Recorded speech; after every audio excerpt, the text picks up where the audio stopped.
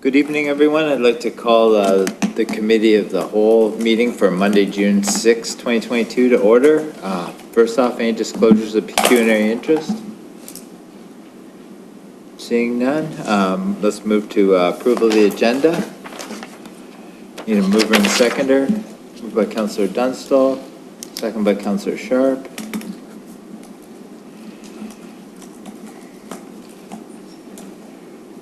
Moved by Councillor Dunstall, second by Councillor Sharp. Resolved that the June 6, 2022 Committee of the Whole agenda be approved. All in favor? That's carried.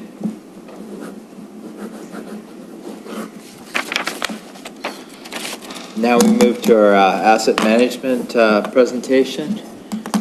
Welcome, Jen. Jen Gross from the town is here. Good evening.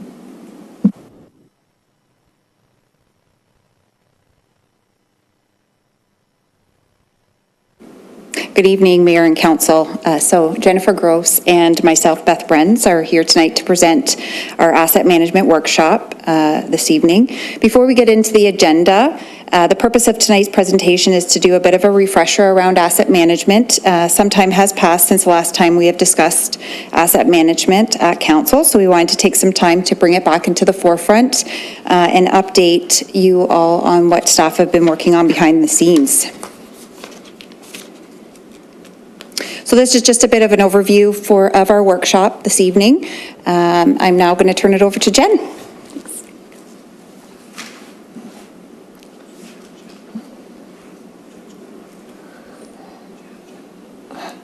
Good evening, Mayor and Council. Thank you for joining us. We're going to quickly go over what asset management is, the regulation requirements, a summary of the town's assets, asset management in Grimsby, and then talk about the asset management plan project in further detail. So the ultimate goal of asset management is to do the right thing to the right asset at the right time. Asset management is really the balancing act between risks and costs. The town must consider across different departments and asset types what the priority projects are, whether we fix or replace current assets, what the risks are, and we also have to plan for growth. All the while doing this with limited resources and providing services at the lowest cost to our customers. So think of how you manage your house and your own assets. How do you decide on the needs versus wants of your household? Do you buy a new car or do you replace the roof? What are the impacts of your decisions? If you don't replace the roof, will it fail and cause more damage? Will it be more costly to replace if you wait? And how do you compete with the needs of the members of your household? Finally, how do you pay for your assets? Do you save up the money or do you borrow money? Asset management is something that the town has always been doing and improving upon, but now we are regulated to do these things and document how we do them. The provincial and federal government expect to see our progress on asset management and that we are following the regulations before they will qualify us for funding that allows us to tackle projects like the downtown water mains and the Peach King Arena. Under the regulation, all municipalities are required to prepare an asset management plan for its core infrastructure by July 1st, 2022, and for all remaining asset classes by 2024. Core infrastructure includes roads, roadside assets, bridges, water, sanitary, and storm assets. Once the core infrastructure is complete, the town will be completing a comprehensive plan to include the remaining assets, which include fleet and equipment, facilities, parks, and green infrastructure. Although the remaining asset classes are not due until 2024, the town wants to ensure that we are consistent across all of our asset classes and departments. The asset management plan must include a state of the infrastructure report, which provides a summary of the assets in each category, a level of service section, which is a description of the service level that the town would like to provide and describes what our current performance is based on a mix of legislative and customer-driven metrics. The risk management strategy defines the framework for identifying critical assets and quantifying risk to help prioritize our assets. The life cycle management strategies describes what activities need to be undertaken to maintain our assets. The financing strategy summarizes the financial planning and budgeting associated with asset management planning. And the final section of the plan discusses how we implement the plan and monitor it. There will also be recommendations how we further improve our asset management plans and program in the future.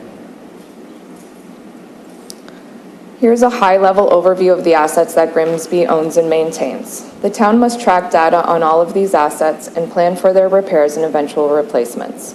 All of these asset classes have competing priorities and risks associated with them. Grimsby owns $1.3 billion in assets. This considers all asset classes and their eventual replacement cost. What is not considered in this cost are considerations for improvements or growth. This is just what we own right now, and if we were to replace it as is. In the case of Peach King Arena, for example, we know that it would not have been adequate for us to just replace it as is. We needed to expand the facility to meet our growing population and the needs of our community. Asset management is not a standalone report, software, or data collection tool, although these are all useful ingredients that can support asset management practices. This is an overview of the asset management program in Grimsby and how all of these pieces work together and are aligned. The Council's strategic priorities articulates the town's overall vision and goals. It is the document that guides the ideals of all town policy and business activities. The town's asset management policy is the town's commitment and the principles that will be considered in our asset management practices. The town's strategic asset management plan defines how the objectives of the policy will be achieved. It also identifies the roles, responsibilities, authorities, and accountabilities of individuals and departments regarding the processes relating to and delivering asset management across the town. The individual asset management plans are where we get into the details about how we manage each asset class. It establishes the current and proposed levels of service provided by each infrastructure system, the asset lifecycle activities practiced at the town, and the financial strategies to fund the required expenditures. Operational strategies and plans are products of the town's asset management plan. They include capital plans, which indicate capital needs and expenditures related to the town's assets, operational and maintenance programs for assets, and long-term financial plans. We have completed the Council's strategic priorities, asset management policy, and the strategic asset management plan. This year, we are focusing on the asset management plans for the town's assets. From there, we will move on to how we incorporate the operational strategies and plans into the town's asset management practices. The town has been working closely with SLBC to complete the update of the asset management plan. The last one was completed for core infrastructure in 2014 and for facilities in 2017. The project began in March with an audit review and data gap assessment of the town's core assets. Multiple workshops with several departments and staff were held to assist in the development of the plan, which is still in draft form. Staff will continue to finalize this document ahead of the July 4th Council meeting, where Council will be presented with the final core asset management plan. As Council, you are responsible for the stewardship and oversight of the asset management program, which is why the regulation requires that members of Council endorse the asset management plan. The current deadline of July 2022 is to complete the asset management plan for core infrastructure, but once this portion is complete, the town will complete the remaining assets so that we have a comprehensive asset management plan across all assets. The asset management plan takes into account not just information on the town's asset, but considers corporate and council priorities, legislative requirements, and future growth. The asset management plan is our roadmap to optimize cost, risk, and performance across the asset's life cycle. It defines the activities that will be implemented and the resources that will be applied to meet the objectives of the town. It provides the direction to manage and the expectations for the portfolio of assets. This is a current summary of our assets for core infrastructure. The total replacement cost of our core assets is $743.7 million. This graph summarizes the inventory of our assets and their condition by service type. The asset management plan will include these summaries and then also break them down into greater detail for each asset class. The next section in the plan will be the levels of service. So levels of service are statements that describe and measure the outputs and objectives the town intends to deliver to its residents, businesses, and other stakeholders. In general, levels of service are guided by a combination of customer expectations, legislative requirements, internal policies and procedures, and affordability. Effective asset management requires that the levels of service be formalized and supported through a framework of performance measures and timeframes to achieve performance levels, such that the cost to deliver the documented levels of service can be understood. Staff and the consultant for this exercise have recommended levels of service metrics. The 2022 Asset Management Plan speaks to the metrics and the current performance of the town's assets. In the future, the asset management plans will require that the town set targets for where we would like the town to be. These targets will be developed through council workshops and public engagement. Levels of service need to consider the asset's function and capacity if we are meeting customer needs, quality, reliability, and financial sustainability. As an example, our customers expect safe, drivable roads that will get them safely from point A to point B. So in our levels of service, we consider the average condition of our roads and try to determine what our ideal condition is for our roads. Although we have not set the target yet, we know that what the current performance of our roads is. Right now, our average condition for our roads is 80.2 out of 100, which is considered to be very good. For the next version of the asset management plan, which is required by 2025, staff and council will have to set a target, which is where we will decide if we want to continue to keep our roads at this level.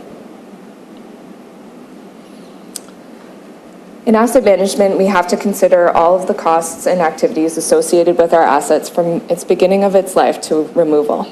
There are activities that must take place across an asset's life to ensure we are achieving its optimal life. Activities include its operation and maintenance and monitoring, which are condition assessments, for example, to make sure we are getting the full expected life out of these assets. Similar to your house and your own assets, when you maintain your furnace or do oil changes on your car, you do that to make sure you get the full life out of your asset and you don't need to replace them sooner than expected, or to have to do expensive repairs as a result of not keeping them maintained.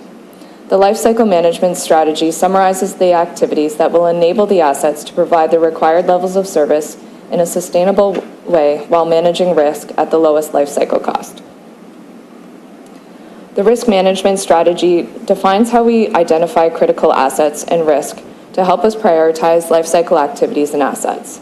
This matrix explains how we evaluate risk associated with each asset class. There are multiple considerations when we evaluate risk. We have to consider financial, health and safety, service delivery, reputational, and environmental risks. To provide some examples, if a roof collapses on your house or one of our facilities, it would be a 5, which is catastrophic, because the health and safety of people would be at risk, plus the damages would be very costly. If a window fails, though, it may not be considered catastrophic, but it does have an impact financially and to the environment. In asset management, we consider not just the consequences of these failures, we also consider the likelihood they will fail. So we prioritize replacements by what has a high consequence if it fails, but also what is likely to fail because it's in poor condition. I'll let Beth take over for this one.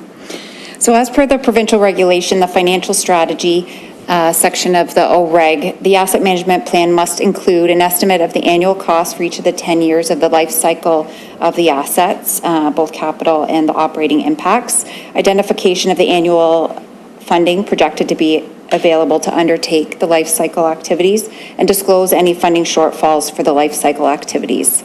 So with the asset management plan, we are looking to provide a sustainable funding strategy to address the town's long-term infrastructure needs that is forward-looking, provides predictable infrastructure investment, and meets current and future levels of service. The asset management plan is intended to be used to guide and inform the future capital and operating budgets. So as the asset management plan progresses, town staff will continue to assess the need for future funding and will bring forward additional information to council for consideration in alignment with the annual budget process. So that's just a little bit of an overview of the financial section, but largely what we're talking about today is in regards to the actual asset management plan itself. Thanks.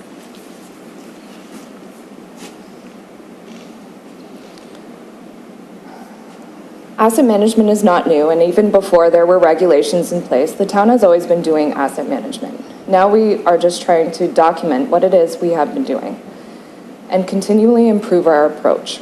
This will help us be more transparent and accountable for the decisions made on our assets and give council the information you need to be able to communicate with residents. The asset management plan will include a chapter on asset management plan monitoring and improvement. This is where recommendations will be made on how to improve upon this plan and how we can further monitor our progress on asset management. The maintenance management software that the town will implement will also improve our asset management capabilities and provide more accurate information for improved decision-making. The town will also be actively looking for ways to engage the community and provide further information on our asset management program. The next iteration of the asset management plan will require the town to take levels of service a step further, where we will not just be looking at the current performance of our assets, but we will be setting the targets we would like to meet and understand the costs associated with these targets. These conversations will include the public and council to ensure we have reflected the needs of our community. So next steps, the council's role is to establish strategic direction. This responsibility includes the establishment of levels of service and the level of investment in our assets through the budgeting process and tax rates. As we don't have the resources to keep all of our assets in very good condition, it is up to council to choose which services we are able to provide and to what degree, given the limitations and constraints we live within. So for the July 4th council meeting, SLBC will be presenting alongside staff the asset management plan for core infrastructure. Staff will be requesting council's endorsement of this plan. What does council's endorsement mean? Council is acknowledging the current levels of service performance of our existing core assets, the current financial strategy. Council is also adopting the strategies to managing our core infrastructure laid out in the plan, as well as approving the continual direction and growth of the asset management program within the corporation. Upon the completion of the core infrastructure asset management plan, the remaining assets will be completed and integrated into a comprehensive asset management plan and presented to council. This will put us ahead of the regulation by 2 years and ensure that all asset classes are managed consistently across the corporation. So thank you, everybody. We'll open it up for questions now. Thank you, Beth and Jen, for your presentation. Questions or comments from council? Councillor Frake? Thank you, Mayor Jordan. Hi, Jen. Thank you very much for the presentation. Just curious, for real estate, it's probably fairly simple to calculate the value of real estate. I'm just curious how we do it for roads. I see Brendan is here. You can probably help. I mean, roads are, how do you put a value on a road? Let's say Main Street. I mean, how do you calculate the value of Main Street? The Main Street is probably a wrong one because it's a regional road, but roads in general, how do we do that? So we look at recent contracts that we've had for replacing, like either resurfacing or full replacement of the road. So we take a unit cost, we know the size of the road, the length and the width of those roads.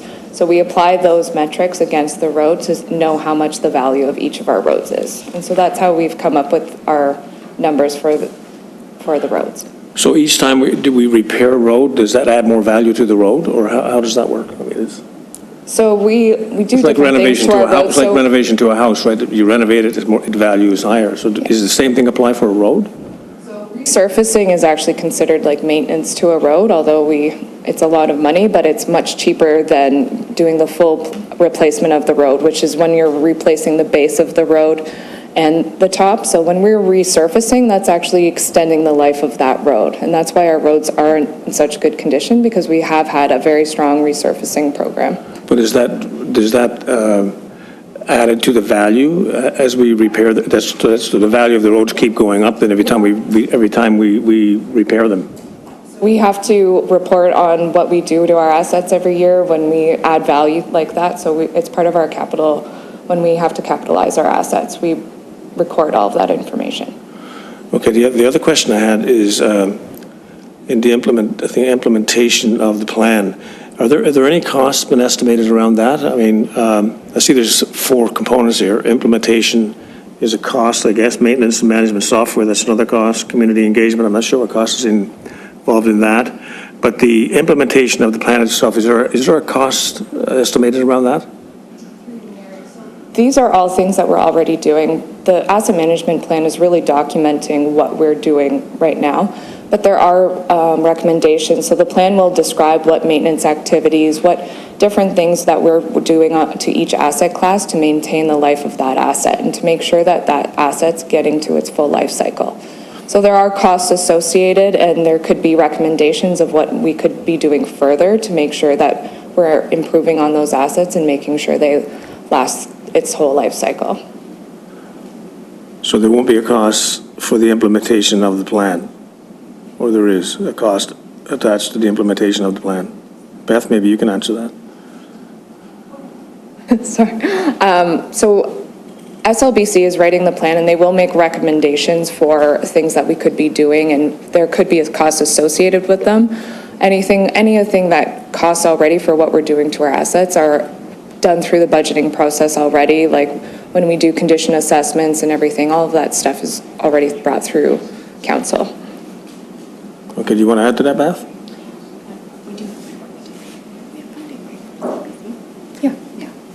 Yeah, I would have to get back to you specifically on how much we've actually engaged as far as cost-wise with the consultant. We did apply for provincial funding to offset the cost of the implementation, so we have incurred incremental costs, but largely been funded with external funding. Okay, so so you can get back to us with something. Okay, all right, that's fair. Thank you. That's it for me. Thanks, Mr. Mayor. Councillor Dunstall. Thank you, Your Worship. Just to help me out, trying to figure out operationally, how many staff work on this, and it must be a full-time job working on asset management. When you look at the size and scope of our town, and then you look at a municipality like Toronto, they must have so many more people working. So for our little town of Grimsby, how many people work full-time on maintaining this program? Because it's a very comprehensive program, and it requires, I'm sure, somebody staying on top of it every day, or a group of people. And is it just one department on its own, or is it integrated into all the departments, and is everybody sharing and participating, like with Parks and Rec and with Public Works? But somebody must be having to stay on top of them too, to make sure all this information is getting fed in to the system, so that there's no, something doesn't fall through the cracks, shall we say. So I'm just trying to get my head around what it looks like operationally. If you could give me an idea, just in a simplistic way, if you could. Through you, Mayor. So I am our asset management coordinator. It's not my full-time gig because I also manage the GIS, but we have our asset management team, which is really who oversees the asset management program. So that includes most of our directors from all the different departments. So it really is a team effort. We have multiple people, like some of our GIS staff do some analysis for us. But it's really the directors that are overseeing the program, and we all kind of take part in it. So every municipality is very different. Yes, the Torontos have, full departments. A lot of the smaller municipalities don't have anyone overseeing it per se, and it's different in every municipality as well. Sometimes finance is heading it up, sometimes IT, sometimes Public Works. Okay. It's a little bit different in every municipality, but it's really a team effort because, I need Beth's help for finance. Brandon needs to have a say for all the core infrastructure. Sarah Sweeney is very involved for facilities and Parks and Rec. It's really a team effort, and it takes everybody. It's not something that just one person can manage and oversee. How did the pandemic impact us with asset management? Did that slow it down?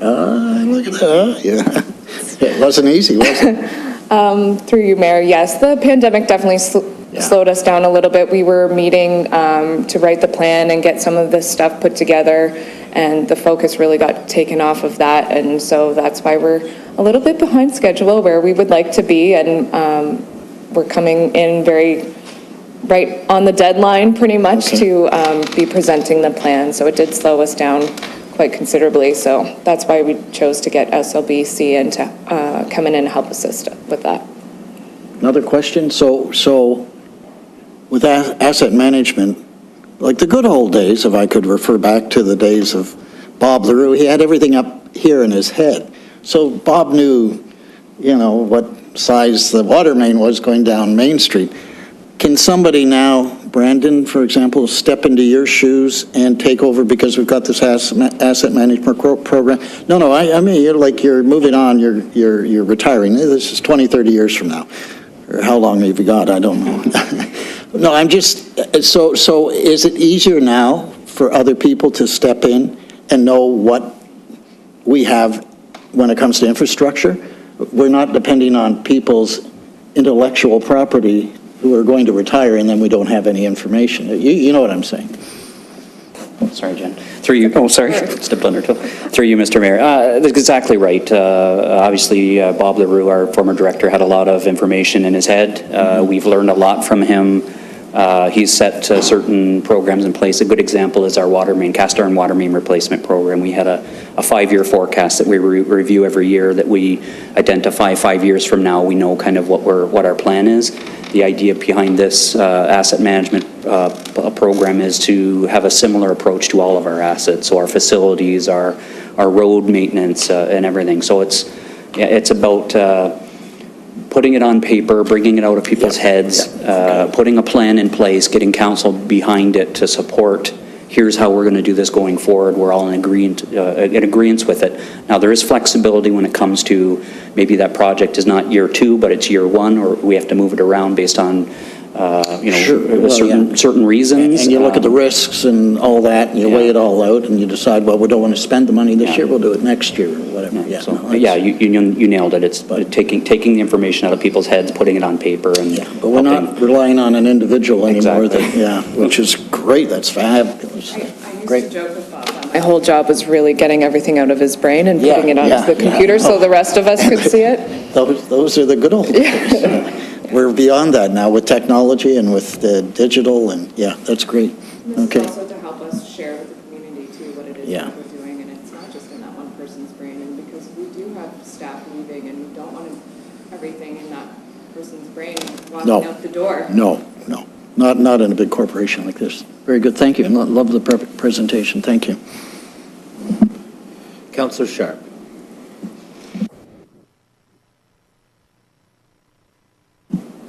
Thanks, Mayor Jordan. So, Jen, I just had a question. One of my colleagues was talking about if we resurface a road, does it increase the value of the road? And, I mean, it increases the quality of the road, but the way I understand it is we do our asset management based on replacement value. Is that correct? Yeah. So, like, let's say it's $1 million per kilometer of road, and whether the road's been resurfaced this year or last year or 10 years ago, the replacement value is still $1 million per kilometer. And so then we get onto the level of service. So we decide, do we want to have very good quality roads, or good quality roads, or poor quality roads? And then that will determine the amount we need to budget to maintain our roads at that level of service. So I'm just, the thing I'm trying to sort out in my head is that it's replacement value, so it doesn't matter. I guess all that matters is the level of service, the quality of roads that we want. That will determine how much money we have to budget. And so when do we get in? I mean, we're already budgeting some. When do we start? When does this get really into our budget? Are we already doing this? I know we've obviously been doing this for many, many years, but when can we start to see what we're budgeting, and when will we be able to put together it's kind of abstract at this point to me.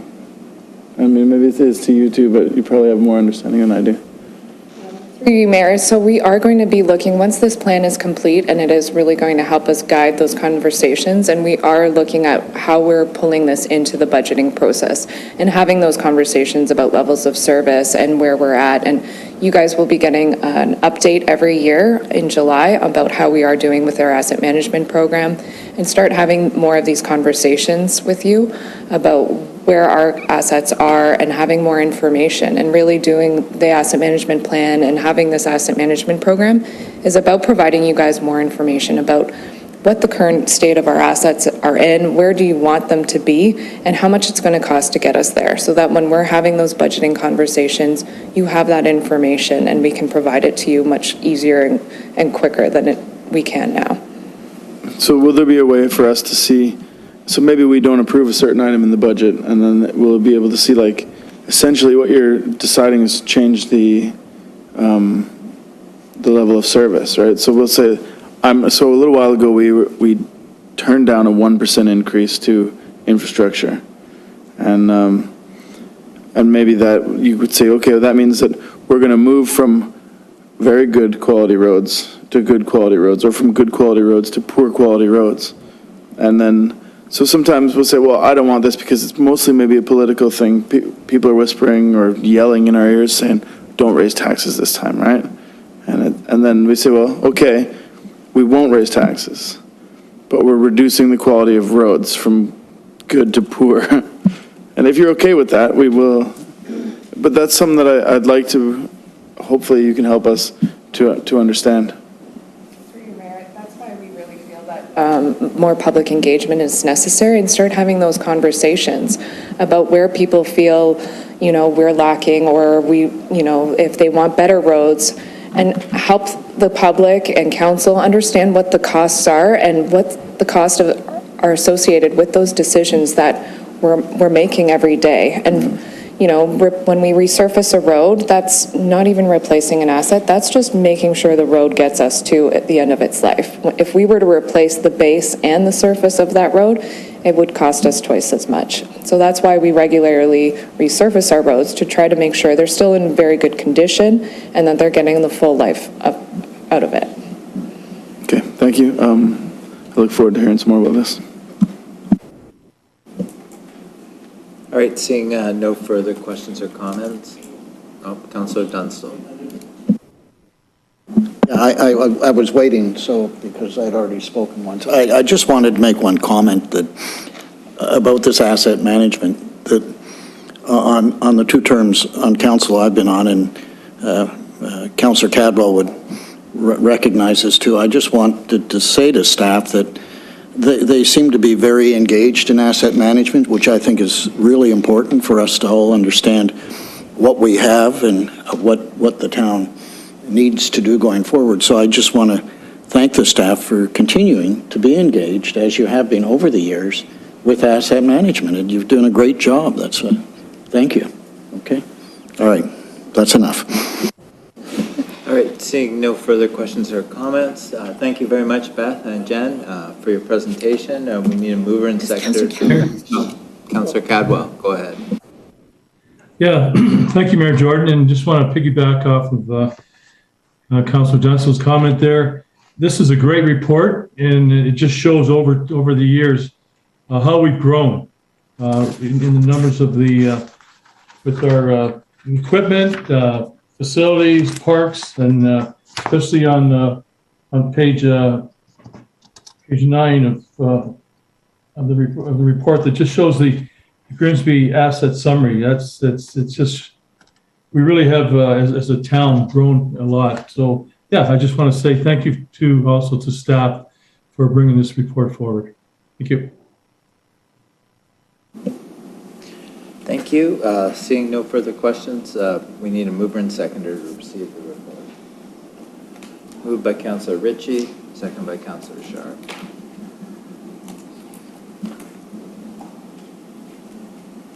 Moved by Councillor Ritchie, second by Councillor Sharp. Resolved that the asset management plan presentation be received. All in favor? Yes. That's carried. Thank you very much, both of you, for your presentation. Have a good evening. All right, now we're moving to adoption of previous minutes. First, we have Committee of Adjustment, May 17th. Actually, they're both on one resolution, so the DIA of May 4th, need a mover and seconder. Moved by Councillor Dunstall, second by Councillor Frake.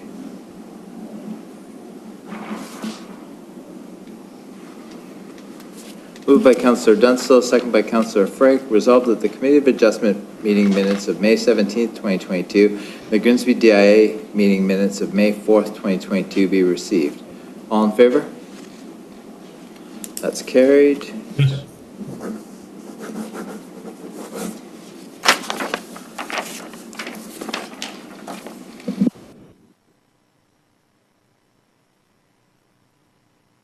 All right, now we move to number 7, delegations. The Library Board Strategic Plan is up first. Welcome, Catherine. Good evening. I'm just going to share my screen, I hope.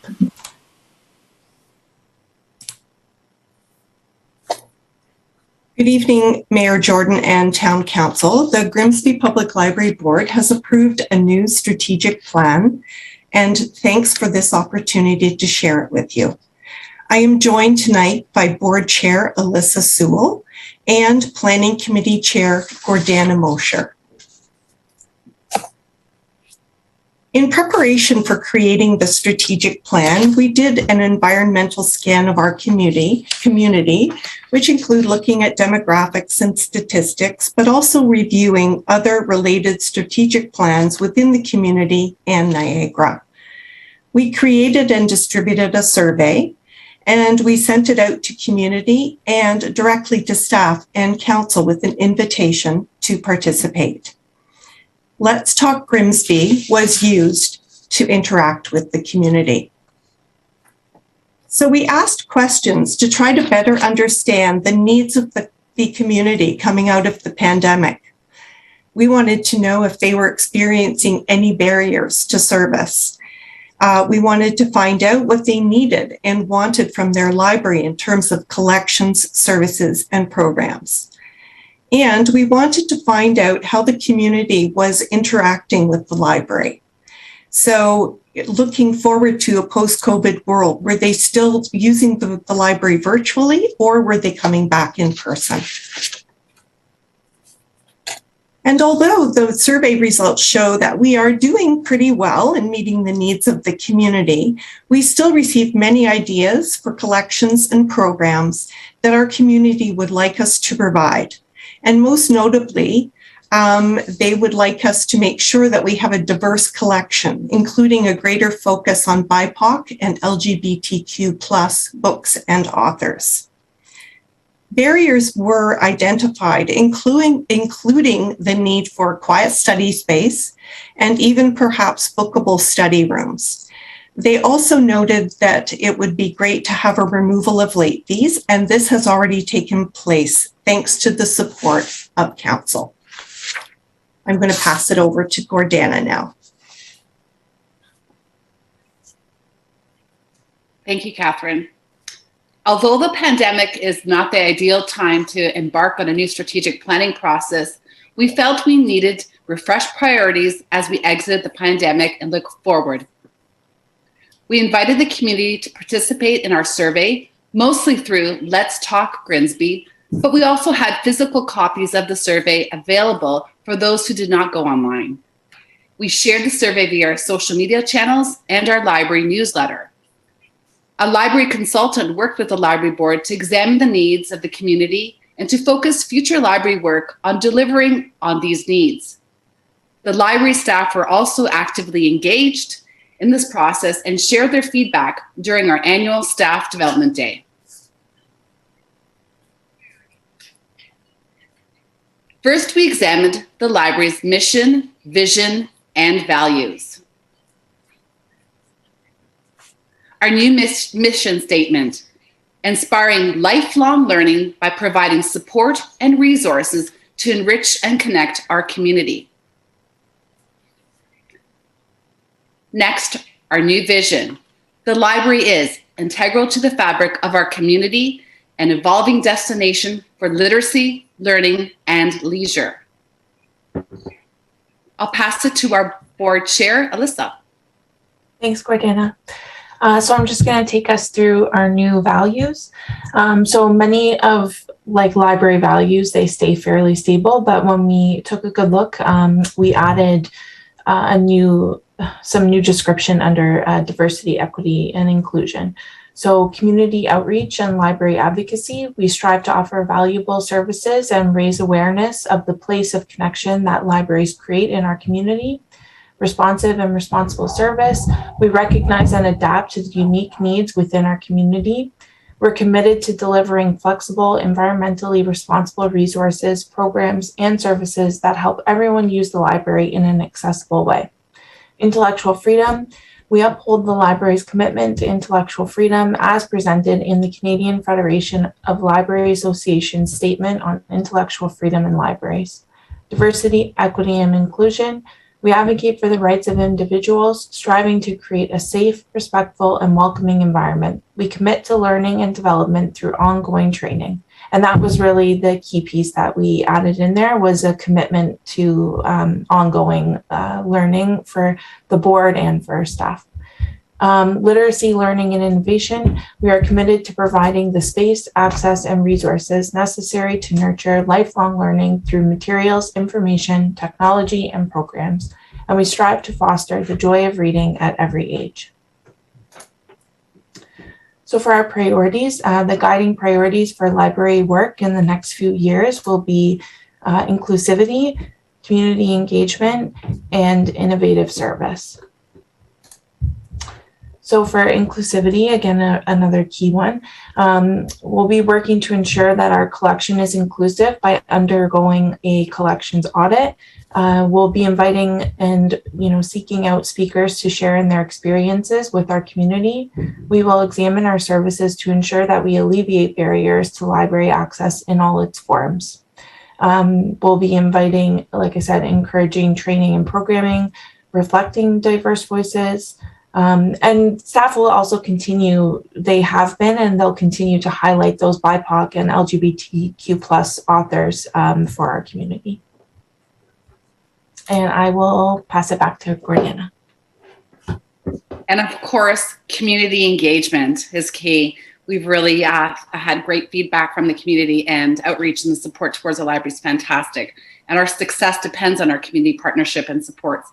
We will continue fostering these relationships while we're sharing how important ongoing learning and literacy are in a thriving community.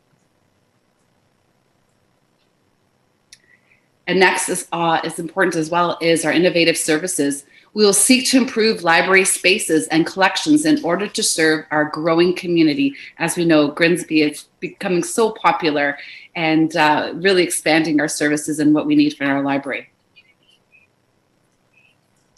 Thank you.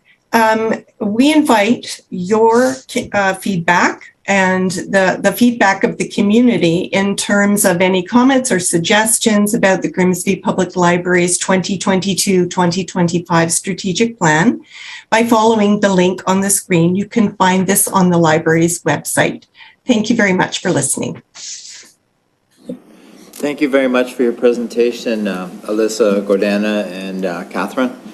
Questions or comments from council?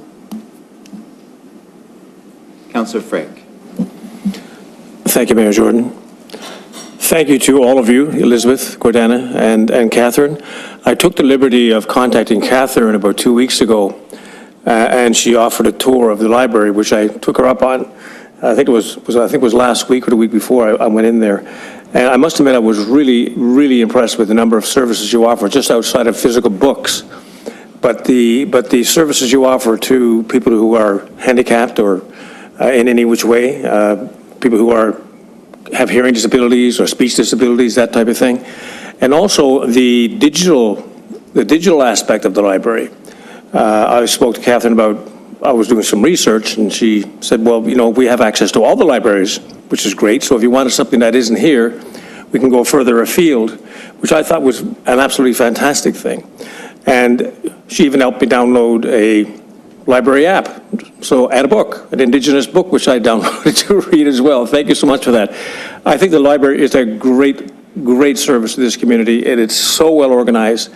And you even have a 3D printer in there, and I believe that, some student or somebody was in there printing something in 3D. I don't remember what the object was at the time, but a fabulous library. I was really impressed, and you will see me back there many times. Thank you so much, and great job to all of you. Thank you. Thanks. Any other questions from council? No.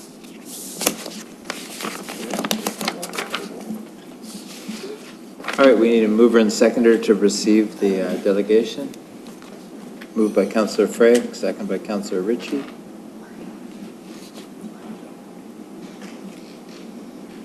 Moved by Councillor Frey, second by Councillor Ritchie. Resolved that the delegation from the Grimsby Library Board be received.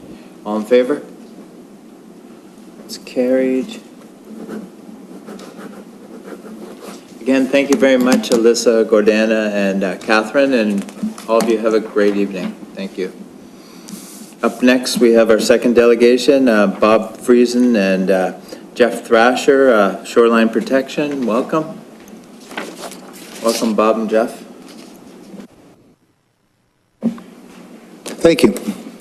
Mr. Thrasher and I, we own about 4% of the 6% of unprotected shoreline in Grimsby Beach. We're just west of the old pier, and our properties were protected by a living green shoreline up until the high waters in 2017, when the water rose about a meter, and wave actions undercut the embankment and caused the trees in our property to wash into the lake. How do I signal you to change? Oh, there we go. So you can see what it looked like in the early spring. It's we've lost even more, because not only do we get wave action undercutting, but also precipitation and wind action, and water seeping, groundwater seeping out about halfway down the bank carries out some of the soil as well.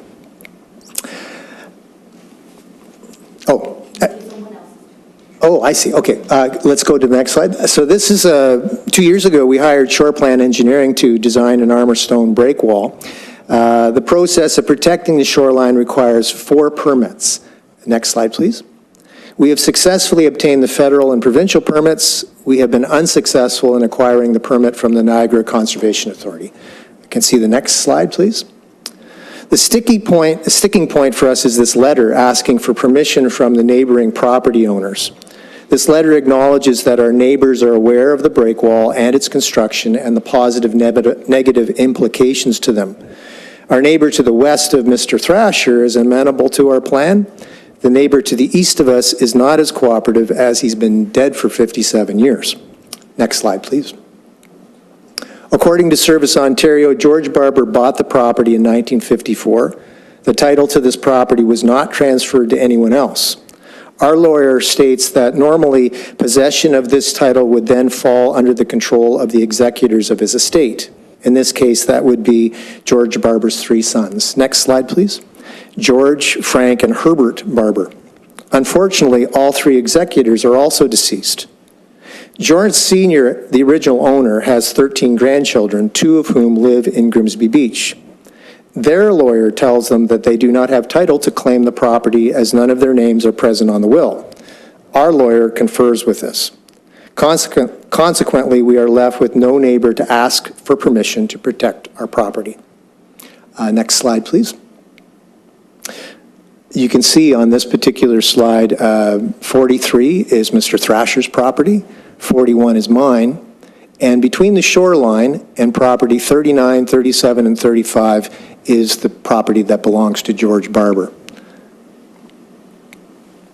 Our investigation into the Barber background has precipitated town staff to recognize that taxes have not been paid on the property for all this time, and so it's abandoned land.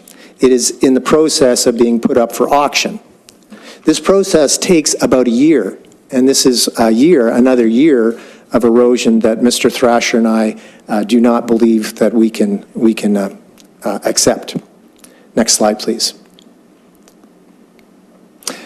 The tree on the left is on Mr. Thrasher's property. It's about 6 feet from the edge, and the tree on the right is not on my property. It's on George Barber's property, but should these mature trees go into the water, they're going to take large chunks of our properties with it, and not to mention a mature tree.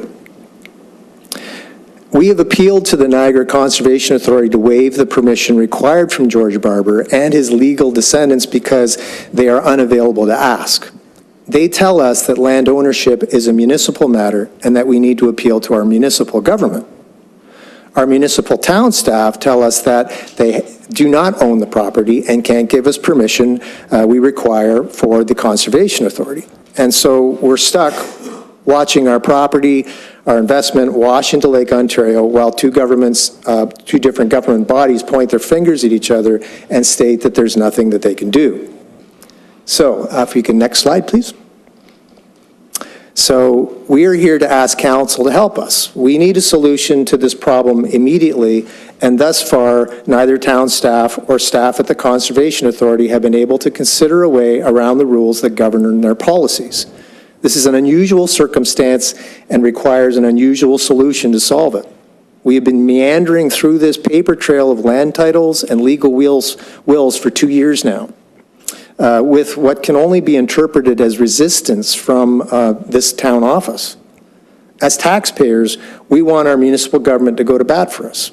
We want our representatives to work to solve this problem and use your connections with the Conservation Authority and provincial government to find a solution.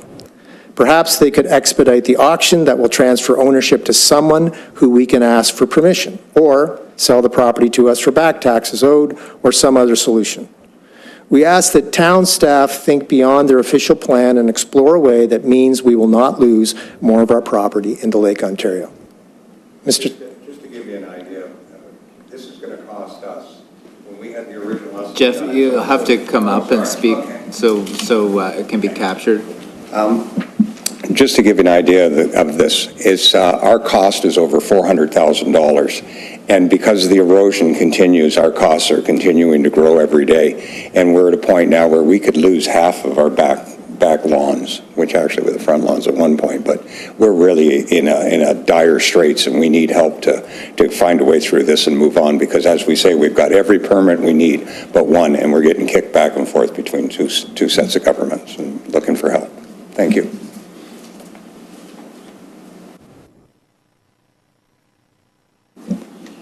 Thank you, Bob and Jeff, and we need a mover and seconder for council to receive. Oh, questions? Councillor Frake. Thank you, Mayor Jordan. I've toured that particular strip of lakeshore erosion property, and Bob, I know you and I have been passing emails back and forth a few times as well, and you've copied me in on a number of emails which certainly showed your frustration of trying to get to some type of solution, and it seems to be all tied up in this legal issue with the Barber property. And I believe that some of the properties, is one property or two properties divided by Victoria Terrace as well? Is there the road that goes right down to the cliff there? What street is that? That's Victoria Terrace, is it? The street that divides Victoria Terrace Park and George Barber property is a pathway that's it's kind of an extension of 3rd Street that goes down to the beach. It's where most people access the beach. And that's a very dangerous road as well, because I've seen that. But I was looking at your, can we put those possible solutions back up there again, Sarah? The last slide. I mean, you've gone through a lot of trouble, a lot of headaches, a lot of frustration, and a lot of money already so far. I know that. But there has to be something the town can do to help you guys. I mean, if you spent, I don't know what the number was, you did tell me one time. So you're talking about another $400,000 to get this resolved? If you have to fix shoreline protection is very expensive. The estimate that I got for my 40 feet of frontage was $150,000. Mr. Thrasher was combining his costs and my costs together. It's likely with the cost of fuel and stone shortage that price is going to increase dramatically. You've mentioned that, I mean, so far we've invested over $20,000 just to get the permits. Right. So when I look at these possible solutions, which one is the one that you would work? Do they all have to work in tandem, or is there one in there that kind of stands out, which would be the easiest road to take? Sell the property to us for the back taxes? I don't really want the property, but if it helps me solve the solution, then I would spend the money. the auction, even if there's an auction and somebody purchases that land, that doesn't guarantee that they're going to grant me permission to carry out the work. So it's still a long way from being solved. And I would like the cooperation of the town office to do what they can to try to make this work before I keep losing more property.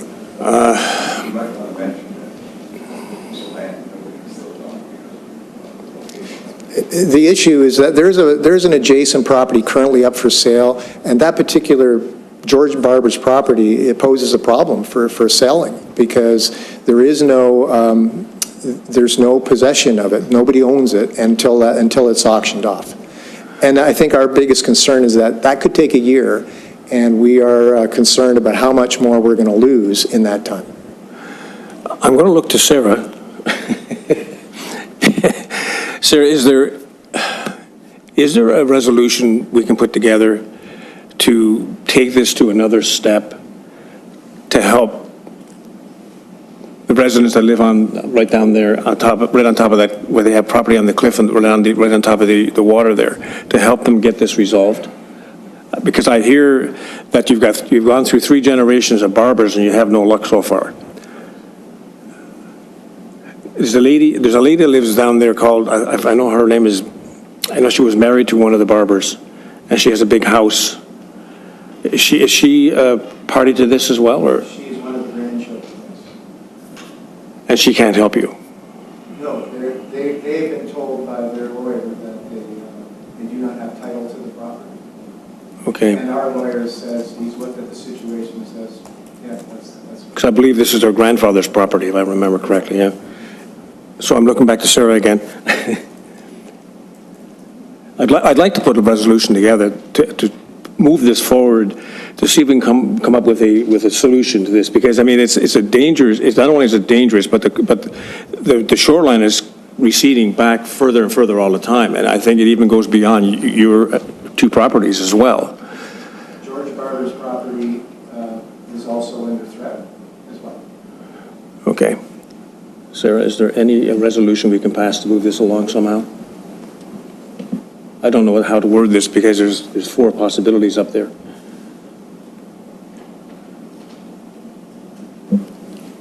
Through you, Mr. Mayor, without disclosing any confidential matter, I think if we want to talk further, we would need to go into close because this property is the ownership of this property is in the estate of Barbers. So we cannot disclose that information right now that we've been having with the estate. Can we schedule a closed session to see if we can resolve this? Because I know this has been going on for a long, long, long time. And I mean, I must have a mountain of emails myself and lots of earfuls of comments from these 2 gentlemen here and others. So can we schedule a closed session meeting, maybe not tonight, but where we can deal with this? Through you, Mr. Mayor, yes, we can. Staff are currently working, so we could provide council a closed session update on this matter. Can these 2 gentlemen be in that session? No, because it is closed. It's a private information of the estate of the Barbers. Right? Okay, then. Yeah. Can I task you to organize that so we can have a closed session? Yes, I can. Okay. I'll just note that. All right. Okay. I'm done. Thank you, Mr. Mayor. Thank you, Sarah. And thank you for coming out. I don't know, maybe someone else has questions as well. I'd just like to see this resolved because I know it's been going on for such a long, long time. And my heart goes out to you guys. I mean, I know you're losing your property an inch at a time, and you've lost a good few feet at this point in time, I think, and it's very, very dangerous because I've seen it. Thank you.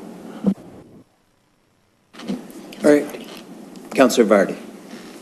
Thank you. A few questions. One, is there anyone living in the property right now? There's no house on that particular property. Oh, it's just a vacant property. It's a vacant property. It's a vacant lot. Okay. I guess my next question through you, Mr. Mayor, to our clerk, is there any provision with respect to emergency environmental actions that we could use to override this so that they could move forward and take the the actions that they want to protect their property. Is there some kind of emergency measure, either like some kind of federal, I would imagine, statute that might allow them to do this? Because this is land that is at significant risk, something that could override what is, say, the normal sort of process of what you need to do. Is it possible that we could check with our own legal to see if there is an emergency measure that we could enact to allow this to go forward? Sarah? Through you, Mr. Mayor, yes, I'll definitely be contacting our legal to see if there's any sort of measures, and I will work with Public Works and Finance on this, so we'll be able to provide you a better update at the next meeting. Thank you. Councillor Dunstall. Yeah, thank you, Your Worship. I was thinking along the same lines as Councillor Vardy, and that is that if the Niagara Conservation Authority is passing it on to us, then can we not do that, have some initiative in some way of overriding what they're saying about getting permission from a vacant property that has no apparent ownership? There's got to be some way we could work around this, because it is an emergency. It's not like they want to build a deck in their backyard and need the Niagara Conservation Authority to approve something like that. This is serious matter that needs to be dealt with ASAP. So we need to do everything we can as a municipality to help these folks out somehow, and maybe we need a resolution to suggest to staff to get legal working on it to find some kind of a, I wouldn't call it a loophole, but an override that would allow these poor people to put their wall up before they lose the rest of their property. So can we, the resolution was a good idea. Let's put something together to get this momentum going, because if the Niagara Conservation Authority is saying the ball's in our court, let's take advantage of the ball being in our court and get it done. CAO, I see your hand up. Yeah, thank you, Mayor. Yes, I think Councillor Freak had a good idea. Refer it back to staff and ensure we get NPCA and our legal team involved to see how we could come up with a resolution. So we should accept the delegation and then maybe put a motion forward to that effect. Yeah. Councillor Ritchie. Thank you. Through you, Mr. Mayor. Mr. Friesen and Mr. Thrasher, thanks for your presentation. I have some questions in regards to, you said that property taxes haven't been paid in how many years on this property that you're looking for? To my knowledge, the Barber family, a representative of the Barber grandchildren, came into the town office, learned what the back taxes were, and did not pass on how many years they weren't paid, but the value was $60,000 in back taxes. That's the number she quoted me. The property was sold to George Barber in 1954 for $1, so I'm not sure what the tax rate was at that point. So cumulative, it's probably been 57 years, which is a concern to me also as a taxpayer, because if there's a property down there in Grimsby Beach where it's owned but not taxed, that should be remedied. And there are also instances where people use property in Grimsby Beach but don't own it. So I think this isn't a new situation, and it's not been a new request from residents to try to straighten this out. And I don't know where that process is at the moment. But if it has serious impacts for us, it may not be so serious in other places in our community, but for Mr. Thrasher and I, the consequences of this of ownership is important to us. Thank you. And so I also hear that there's a possible auction for the property. Can you expand a little more? Like who? I think, Councillor Ritchie, I just want to stop you right there, just on the fact that we're talking about a third party now, and I don't want. I'd like to know who owns the property. Sarah? We've had a presentation here, and the presentation stated that nobody owns the property. No, the estate of Barbers estate do. does, okay. So there's heirs to that estate, Oh, there so is. the proper owner is the heir, so we shouldn't be talking about what the owner, the estate of Barber owns. Okay. All right, no further questions next.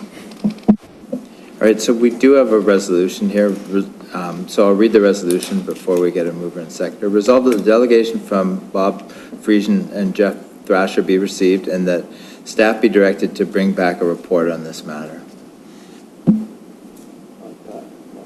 Councillor Sharp? Well, I have Councillor Frake as the mover. I'll second it. All right, Councillor Vardy is the seconder. Moved by Councillor Frake, second by Councillor Vardy. Resolved that the delegation from Bob Friesen and Jeff Thrasher be received, and that staff be directed to bring back a report on this matter. All in favor? That's carried. Thank you very much for your delegation, Bob and Jeff, and I do really truly understand that time is of the essence to get an answer for you, given the fact that you're losing Shoreline every day. So, thank you. Thank you.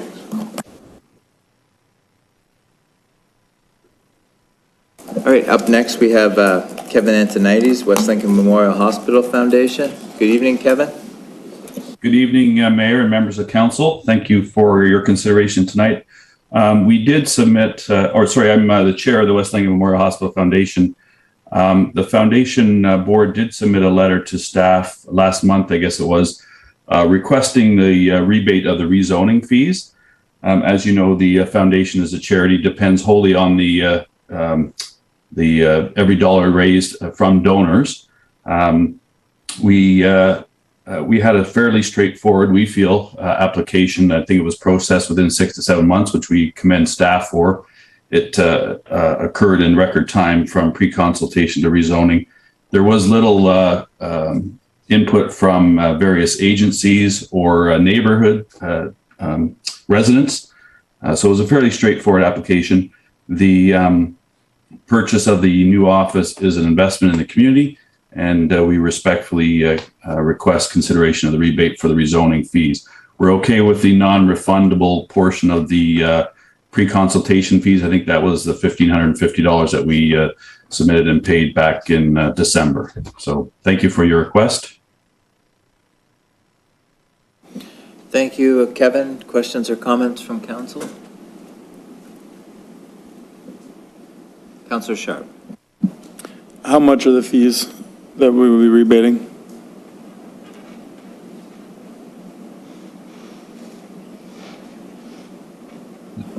Kevin? Did you want me to answer that? Yeah, I think. We're requesting the rebate of the $14,330 rezoning fee, not the $1,550 pre-consultation fee. Okay, thank you.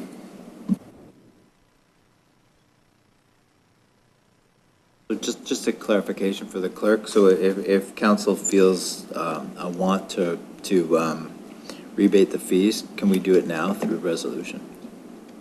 Through you, Mr. Mayor, that's correct. All right. So, Councillor Frake? Yeah, I'll pass the motion to do that. We have Councillor Frake as the mover and Councillor Sharp as a seconder. The clerk will write that up now.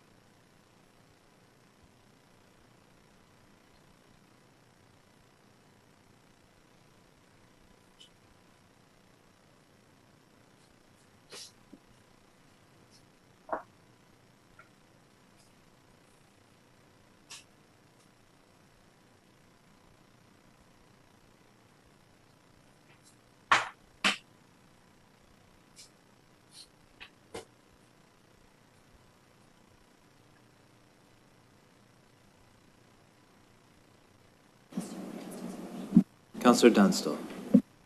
Yeah, I just wanted to ask a question. Is this something we've done in the past? Has there been other charitable organizations that have had to pay a rezoning fee and then we've rebated it? I'm just curious. Do we know? Or is this a first time? Is this something we're going to make it a habit? I'll support it, but I'm just want to put it out there for us to just understand what we're doing. That's all. So do we know? CAO, do you have that answer? Mayor, Beth has her hand up. She just wants to make sure you make an informed decision on this. Thank you. All right, Beth, go ahead. Good evening. Yes, I don't have the history around what specifically has been granted or reimbursed from Grimsby's perspective, but it is important to note the precedent that is setting if we do for one to do for others without a specific set of criteria or support for the decision. I just want to flag that could be a consideration. I believe under the Planning Act, there is authority for council to do that. I just want to caution the financial impact, obviously, as well as the precedent setting. Thanks. Councillor Dunstall. Is Walter Basic available? Would he have a, he might be aware, would he not? I thought I heard what? Oh, sorry? Our director. Oh, you're talking about our CAO? Yes, he's our director. Yeah, oh, I'm sorry. I forgot.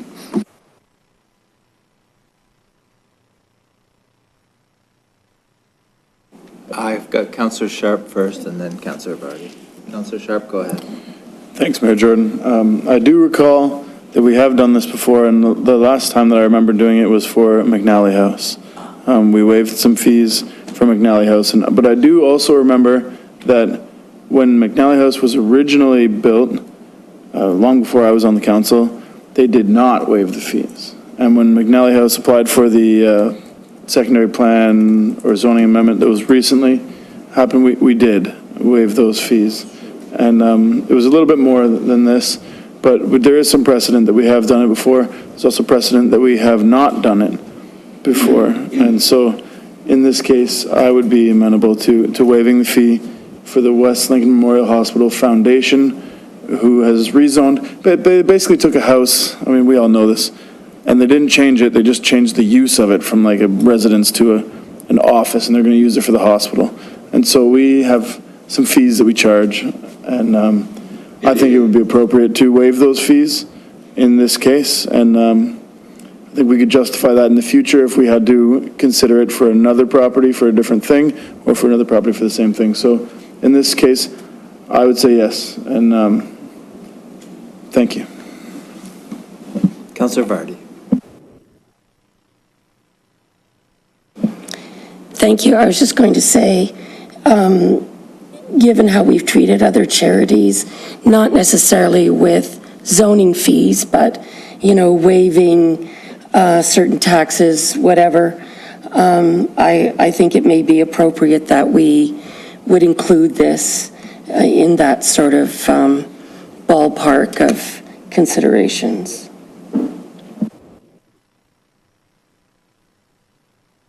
Councillor Dunstall. Yeah, I think Councillor Vardy might be right. Wasn't there something we did for the cadets? Yeah, the cadets up on the mountain. So, yeah, as I said earlier, I'm in support of it. I just wanted everybody to be well aware of what we're doing, that's all. Thank you. Thank you. Seeing no further questions or comments, thank you for your presentation, Kevin. And given the fact that this will be the first new hospital in some 72 years, I think waiving the fees on the foundation that's done such an important part of fundraising in Niagara West, it just makes complete sense to, at this time, reimburse these fees. Given the fact that we're all in this together, everyone in West Niagara, and given the fact of the hard work that so many people have done to make this hospital a reality and get shovels in the ground, it just is a little bit that I feel our council can can do their part to help. So I have the resolution, I have a mover and seconder. Councillor Dunstall's requested a recorded vote. Moved by Councillor Frank, second by Councillor Sharp. Resolved that the delegation from Kevin Antonides be received and that the $14,330 rezoning fee be reimbursed. Councillor Dunstall? Yes. Councillor Frake? Yes. Councillor Cowell? Yes. Councillor Ritchie? Yes. Councillor Sharp? Yes. Councillor Vane? Yes. Councillor Vardy? Yes. Mayor Jordan? Yes. That's carried. Thank you, Your Worship and Council. Thank you. Have a good evening, Kevin. You too. Have a good evening. All right, now we move to our consent agenda.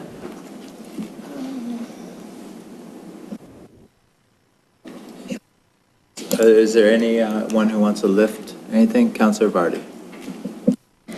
I'd like to lift report TC 2212, Delegation of Powers and Duties.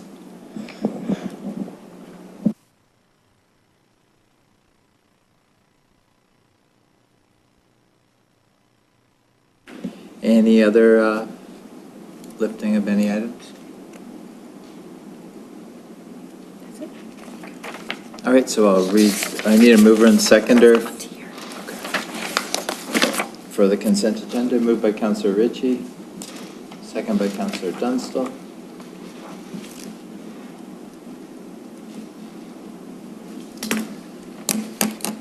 Moved by Councillor Ritchie, second by Councillor Dunstall. Resolved that the Committee of the Whole hereby approves the following items and that the various consent items be approved on the recommendation as contained therein. Report FIR 22-02, Fire Department Aerial Truck Replacement. Report DRS 22-13, Parks, Recreation, and Culture Information Report. Report DRS 2214, Museum Strategic Plan Update Report. Report DRS 22-15, Grimsby Rail Trail Concept. Report DPW 2216, Parking Prohibitions, Kelson Avenue North and Central Avenue, Amendment to Bylaw 1682. Report DPW 2217, Acid Management Plan Update. Report PA 22-19, Cannabis Growing Facilities Draft Official Plan and Zoning Bylaw Amendments. Report PA 2220, Parkland Dedication Bylaw Conformity Exercise.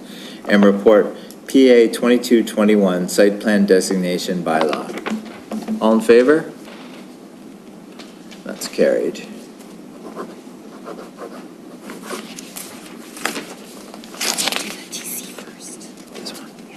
All right, now we move to Administration and Finance, Report TC 2212, Delegation of Powers and Duties. Councillor Vardy. Thank you very much. Well, this being election year, and I fully understand why we have a need for such a bylaw to be enacted. What concerns me is that with no parameters around this delegation of authority, it lacks the transparency and accountability that we need to have as a municipality. I don't feel comfortable, nothing personal to our CAO, but that our CAO technically could sell any piece of property that he wanted without council permission and without public input. That's a concern. Can make any purchase whatsoever at any price without council input or public input. So the fact that there are no boundaries to this, I think puts the municipality in a bit of a precarious position. I think what this bylaw lacks, and can easily be fixed, are some checks and balances. For one thing, I would think that if the CAO, who's getting the powers delegated to them, is to go above and beyond the normal, what he is normally delegated to have, that it should be for emergency situations only. So I think that caveat should be there. Because certainly if we have some kind of water main or massive pipe failure, it's going to be expensive, and we understand that. But I think that we need to have some protections for the municipality to say that when we go beyond what is the normal delegation of authority, it should be for emergency purposes only. And I guess what concerns me is that, you might say there's accountability because there's a report in the beginning of the next fiscal year, so 2023. But at that point, actions have been taken that can't be undone. So I think we need to add I would say 2 checks and balances here. One would be to say that if you're going beyond the normal delegation, it needs to be for an emergency situation only. And this is only for a period of 3 months, technically maybe 4. So I don't think putting that kind of restriction on this is really problematic.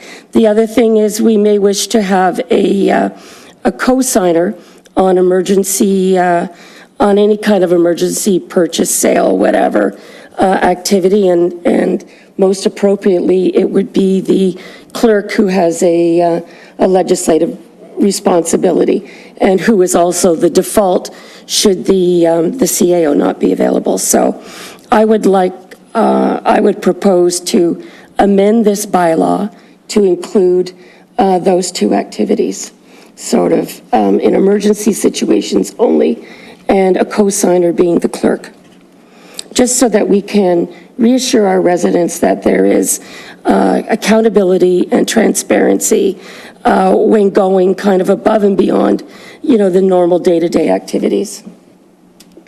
Sarah? Through you, Mr. Mayor. So we do have a procurement bylaw we still need to follow during this period. So there is a limitation on that bylaw. So would you be asking if we go beyond that procurement bylaw? Through you, Mr. Mayor. It says a value, property exceeding a value of $50,000. So technically, it being a bit flippant, but the CAO could sell the Peach King Center if he wanted to, and then just tell us about it in 2023. And there'd be nothing to prevent him from doing that. And I'm not suggesting that he's about to sell the Peach King Center. But without these kinds of checks and balances that are written into the bylaw, we leave ourselves as a municipality quite vulnerable. So I would want to see that anything that goes beyond the day-to-day delegation, that it requires 2 signatures and for emergency purposes over.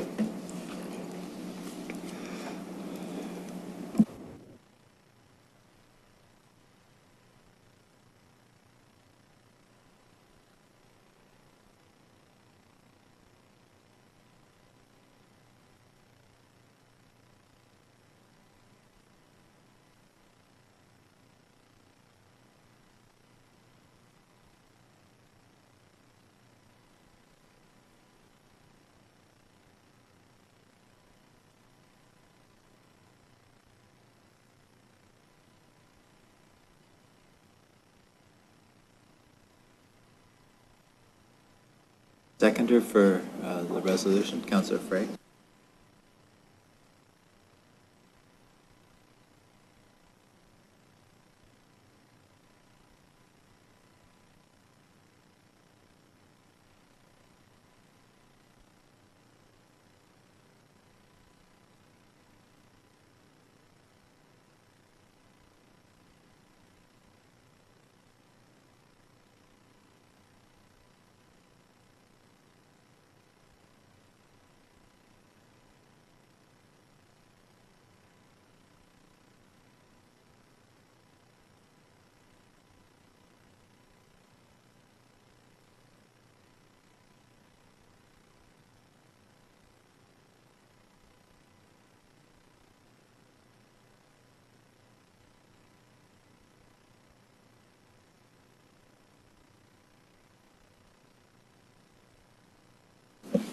All right, so I have the amended resolution on the floor, moved by Councillor Vardy, second by Councillor Frake. Resolved that report TC 22-12 Delegation of Authority bylaw during the restricted acts be received, and that the draft bylaw being a bylaw to delegate certain authorities during the restrictive acts after nomination provisions of the Municipal Act attached as Appendix A be forwarded to Council for adoption and include the following: that delegation beyond normal procurement, delegation of powers be for emergency situations only and require the clerk to co-sign. So discussion on this. Councillor Sharp? Yeah, thanks, Mayor Jordan. I just wanted to ask the question, does the clerk not already sign, like when we pass bylaws, giving the mayor and clerk authority to sign and seal? Does the clerk already not sign, like if we sold property or if we make agreements, like when we sign tenders and stuff? Are you not signing already? So you, Mr. Mayor, we sign when we have direction from council, but during these restricted acts, we would be making the decision as well, right? Without the decision of council and signing. So right now, we do get the direction from council before we do any signing.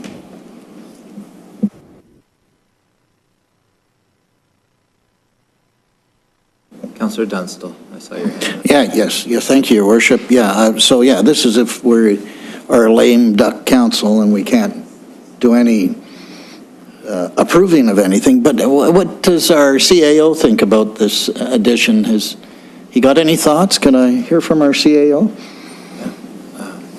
CAO? Through you, Mayor, to Councillor Dunstall, no, I'm okay with those changes.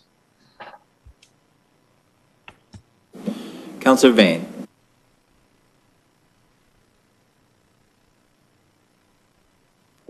Thank you. I don't see any need to change a bylaw that's been used so many times over the years for so many different CAOs, other than to handcuff our current CAO. So I won't be supporting this. There's no need for it. The CAO has acted very responsibly for 4 years. He's done amazing things for this town. So I don't suddenly see him becoming rogue on us. So I won't be supporting it. Thank you. All right, seeing no, Councillor Cadwell. Yeah, thank you, Mayor Jordan. And I guess my question is too, with regards to the position on what's been put forward. It is common that in many municipalities, this is a type of bylaw that is put in place. I'll answer that, Mayor, but Sarah Kim, you can vouch for it. Yes, it's quite common, especially when, they're calling it restrictive times now, not lame duck, but it's very common. We got to continue the business of the town. So.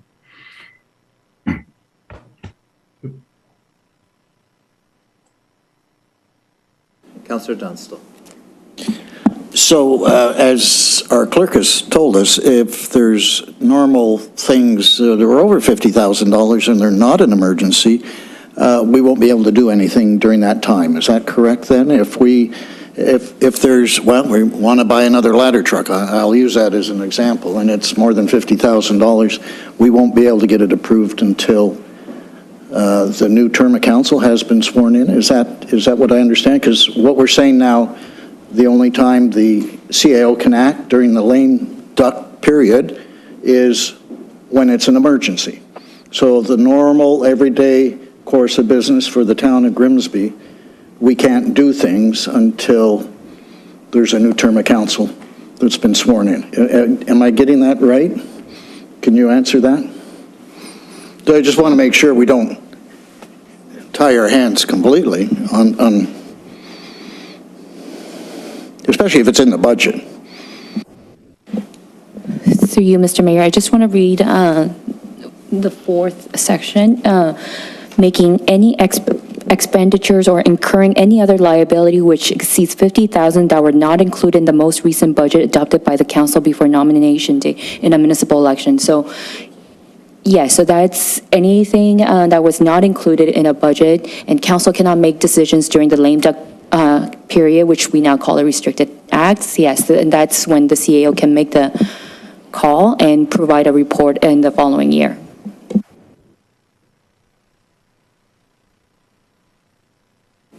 All right, and thank you, Councillor Frake.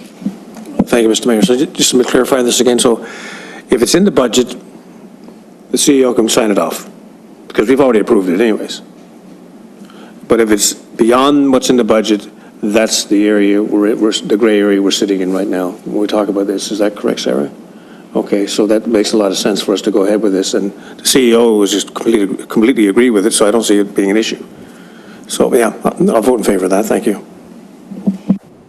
All right, seeing no further questions and comments, I'll read the resolution. Moved by Councillor Vardy, second by Councillor Frake. Resolved that report TC 2212, Delegation of Authority bylaw during the restrictive acts be received, and that the draft bylaw being a bylaw to delegate certain authorities during the restrictive acts after nomination provisions of the Municipal Act attached as Appendix A be forwarded to Council for adoption and include the following: that delegation beyond normal procurement delegation of power be for emergency situations only and require the clerk to co-sign. Recorded vote.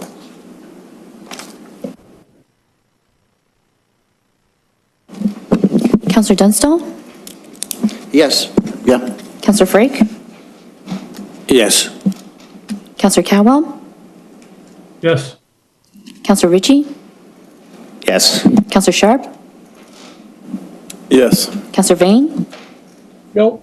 Councillor Vardy? Yes. Mayor Jordan? Yes. That's carried.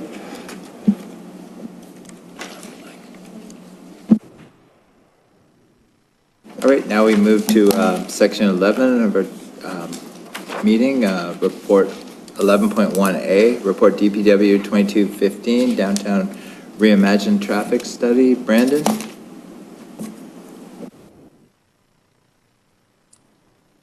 Thank you, Mr. Mayor. This report's being brought forward to Council, asking for approval to establish a one-time operating budget of $30,000 in support of a traffic study within the downtown core. Purpose of the study is to help answer some questions that were raised as part of the Downtown Reimagined project as they relate to traffic. More specifically, we're asking what the resulting impacts to some of the conceptual changes are being considered, including changes to road widths, removing turning lanes, changing traffic patterns, as well as active transportation and cycling routes. Ultimately, this review in combination with the downtown parking study will help ensure we're making informed decisions as we continue to refine the concepts as part of the reimagined downtown and ultimately move through the detailed design ultimately towards construction. I'm happy to answer questions if there are any. Thank you, Brandon. Councillor Dunstall. Thank you, Your Worship. Through you to Brandon, I don't want to sound like I want to spend more money. Is this enough money to get a comprehensive parking study for the downtown? Because we really want to make sure we've covered every angle. So this is enough? Yeah, through you, Mr. Mayor, we're estimated. We've kind of got an idea of what we think the cost is, and we think 30,000 should be sufficient to get what we need out of the study. The parking study that we have put a budget together for is more expensive. In this case, the parking study deals with downtown as well as the West End as well. So there's a little bit more cost to that one as well. So if you look at them in relation to each other, we think it's costed accordingly. Good. That's all I wanted to know. Thank you. You're welcome. Councillor Frake. Thank you, Mayor Jordan. Thank you, Brandon. So the parking study will include the downtown and the West End. I understand that. That's when you say West End, you're talking in the Casablanca area there, right? Through you, Mr. Mayor, correct. It'd be the Winston neighborhood. Okay, and the downtown is very simple. So, and this particular study is explicitly for traffic flow, traffic in the downtown area and around the downtown area. Sorry, yes, through you, Mr. Mayor, this is specifically to deal with the traffic in the downtown core relating to the changes that we're contemplating or conceptualizing as part of the the Downtown Reimagined study. Right. Can I ask, are we planning to do both these studies simultaneously? Because I think it's really, really important that the traffic study and the parking study, they kind of work in tandem, if you know what I mean. You know what I mean. Because if the parking is located in another area, then traffic flows a different way. If the traffic flows a different way, it has to get, to get to parking, they've got to kind of work together. So can these be done in tandem, or will they be done in tandem? Through you, Mr. Mayor, yeah, it's correct. So the idea is we are putting them out to separate bids, if you want to call it, but the intent is to do them in tandem. The expectation is they're going to be both completed towards the end of this year. Allows us to bring that information together and assess how we move forward with this. So this particular traffic study is going out to tender, is that correct? Or not? Sorry, through you, Mr. Mayor, the traffic study is, given its value, it's would be a quotation, informal quotation. Okay, so yeah, because I can't impress how important it is to have both these studies downtown. The West End is a little separate, but the two downtown, the parking and traffic for downtown has to be done simultaneously because they need to go together. And I would assume that there's going to be a faction related to the region as well, because we're talking the regional road downtown. So are they going to be involved in some way or form in this study? Yes, that's correct. Through you, Mr. Mayor, the region will be obviously involved based on what we were developing as part of the concepts or came out of the conceptual plans as part of the Downtown Reimagined project. It did stimulate some conversation and some questions about the impact it would have on traffic. So the region had to address that as a question on and wanting a fulsome review. So yes, we are ensuring that they're fully on board and at the table with us as we work through the study. And again, would you just reconfirm the time frame for these two studies? So again, through you, Mr. Mayor, the intent is to have them both completed by the end of this year. So really, the idea is we're going to have to do some analysis during the the summer period into the fall, the counts and stuff like that, and there will be some public consultation as well. That again, we're trying to get done as soon as we can, but likely be completed by the end of the year, which gives us an opportunity to again look at the how they tie in with the downtown concepts, and then moving forward, obviously through next year's budget process. And I also would assume that we will be including the stakeholders downtown in this study as well, because nobody knows better than the folks downtown, the merchants and so on and so forth, but how that should work. Or I assume that there's going to be open house or work sessions that include the stakeholders. I would say, through you, Mr. Mayor, I would say the parking study is probably more collaborative in terms of public engagement. The traffic side of things is there will be some public consultation, probably not as heavy as the parking side of things, but there definitely will be involvement with the stakeholders. Okay. Thank you, Brandon. Appreciate it. You're welcome. Thank you, Mr. Mayor. Councillor Vardy. Thank you, through you, Mr. Mayor.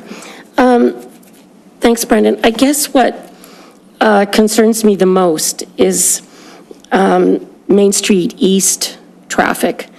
And I'm worried to look at the sort of downtown area traffic in isolation of not looking at all the different development on Main Street East. You know, we've got this mega school with, I don't know, 2,500 students or something. So we're going to have a ton of buses. We've got a new development off Central in Main Street East. We've got two proposed developments around Main and Nellis. Plus, we have the Branthaven. So there's many, many developments going up on Main Street East, and that's going to put a huge amount of traffic on the road. And, we can only assume that, a significant portion of that is going to go through downtown. So I guess my concern is if we're just looking at downtown and just looking at the way things are right now, without taking into consideration, all this additional traffic coming from Main Street East with the development that's going to be happening there, and has happened, you know, in the last 2 years and in the coming, say, you know, 3 to 5, that's quite worrisome for me. The other thing that I guess that also worries me is that we have buildings downtown, and the buildings are fixed. So once you widen the sidewalks and make, you know, places for bicycles, it keeps getting more and more narrow, which makes cars going through there even more dangerous. So it worries me that we might be trying to, you know, fit a square peg in a round hole. So, and that we might not be able to get all those wonderful things that we have, you know, unless we can move the buildings back, and we can't.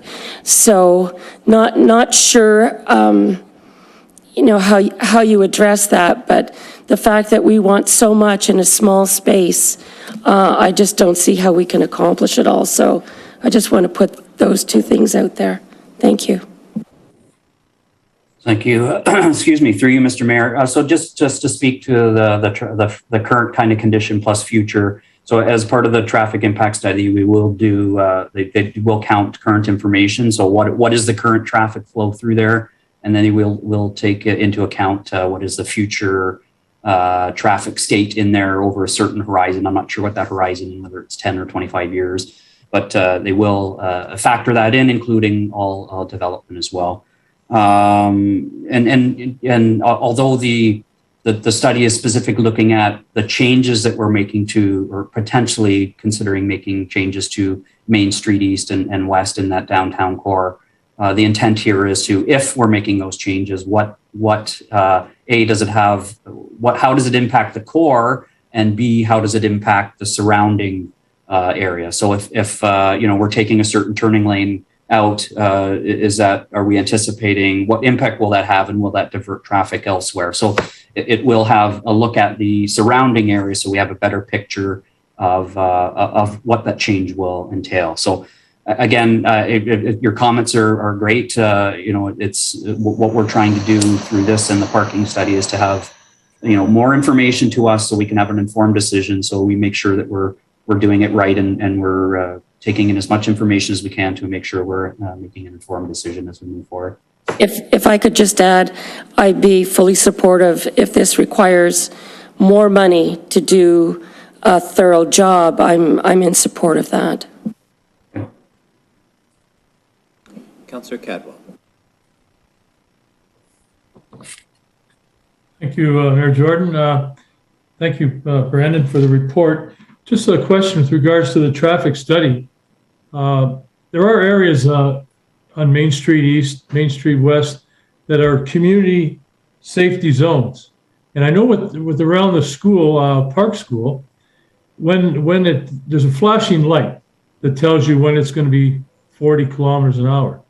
But there are some signs by the hospital, they say community safety zone, but is there, or do they do it in other communities? Like, could we not put another sign on those signs just to post that the speed limit is 40 kilometers in a community safety zone? I was by there today and I just noticed a number of the community safety zone signs. I thought, well, you know what? It's great that people see that, but do they know exactly what the speed limit is in a community safety zone? So is that something we can be addressing in the future? I can't speak specifically to the regional roads. They are under the region's authority. I can certainly look into. I'm not entirely familiar with whether the community safety zones have to be posted 40 or they can exist at 50. I think they can exist at 50, but I certainly can look at gaining more information on that and get back to you. Yeah, I think the reduction to 40 is definitely, especially as in the community safety zone, is definitely safer for everybody. Yeah, through you, Mr. Mayor, I think there are some areas where the community safety zone and the 40K zones coexist. I'm just not sure to what extent one drives the other. You know what I mean? I have to get some more information on that. Okay. Thanks, Brad. You're welcome.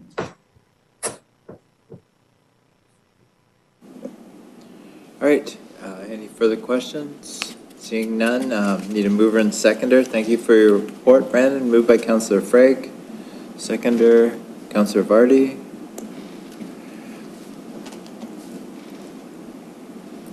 Moved by Councillor Frake, second by Councillor Vardy.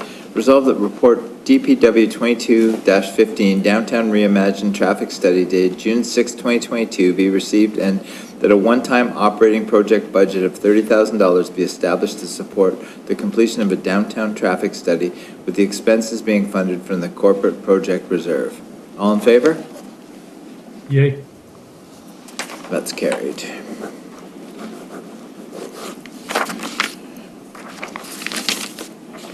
All right, now we move to report 12.2A, report PA 22-22, A0922, southwest corner of South Service Road and Kelson Avenue North, minor variance application, town representation of the Ontario Land Tribunal.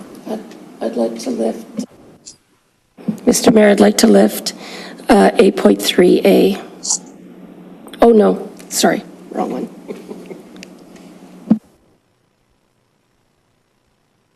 Welcome, Walter. Go ahead. Yeah, good evening, Mayor and members of Council. Again, this report is essentially self-explanatory. There was a minor variance application for a development at the southwest corner of South Service Road and Kelson Avenue for a 750,000 square foot employment building. The two variants that were sought were a reduction in parking and a reduction in setback from 70 meters down to, I believe, 16 meters for from the building to a residential lot. The parking reduction was approved by the Committee of Adjustment, and the setback was refused by the Committee of Adjustment, and the applicant had subsequently appealed. Clarification, Walter. I think it was the actual number was 12. It was reduced down to 12 meters. 12 meters, right? From 70 to 12, right? And so it was appealed to the Ontario Land Tribunal.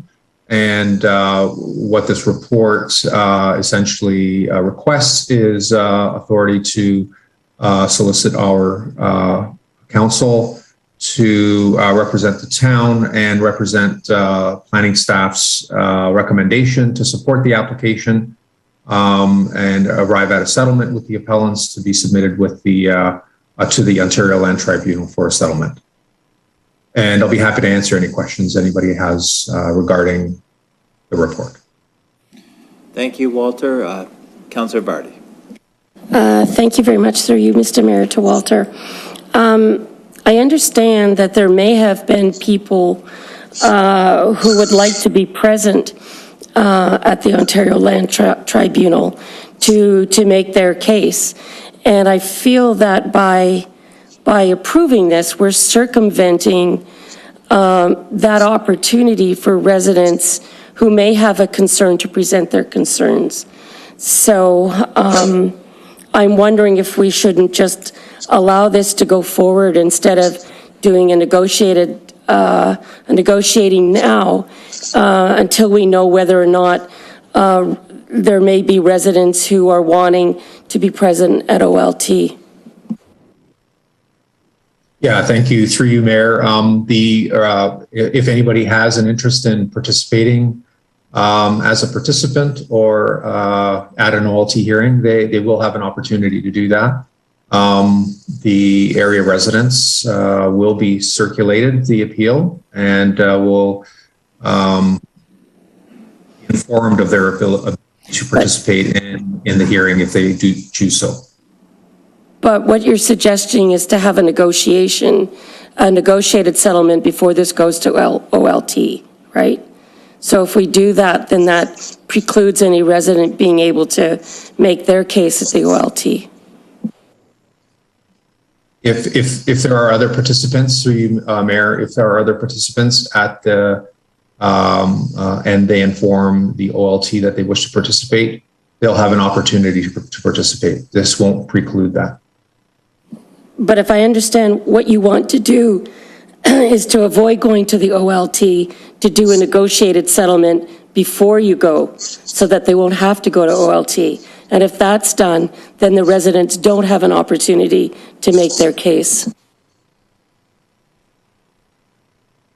That's right. The town would be one participant in the hearing. So I'll just give you an example. If there are two area residents that wish to participate, there are the appellants, and there would be potentially the town. So if the town reaches a settlement with the appellants regarding the decision of the Committee of Adjustment, then that means that the appellant and the town would be essentially on the same side of the hearing. And then the residents in the area would have an opportunity to express their wishes in front of the OLT. But if I don't quite understand, because if we make a settlement with them, then it doesn't go to OLT. So the residents don't have the opportunity to make their case at OLT. So what you're suggesting here is that we do a negotiated settlement between ourselves and the appellant. So if we do that, then the residents are not given any opportunity to have their say, right? Because if we do that negotiated settlement with them, then the residents are not part of that discussion. That's correct. The residents wouldn't be part of the discussion between the town and the appellants. However, that would not preclude the ability of the area residents to participate at an OLT hearing, unless they also, if they decide they want to participate and they want to settle with the appellants, then they'll have that opportunity to do so. However, if there are more participants other than the appellants and the town, then there would have to be a hearing. But what you're proposing is to settle directly with them between ourselves and the appellant, which precludes the residents having any opportunity to have any involvement in this discussion or any say. So you're proposing not to go to OLT.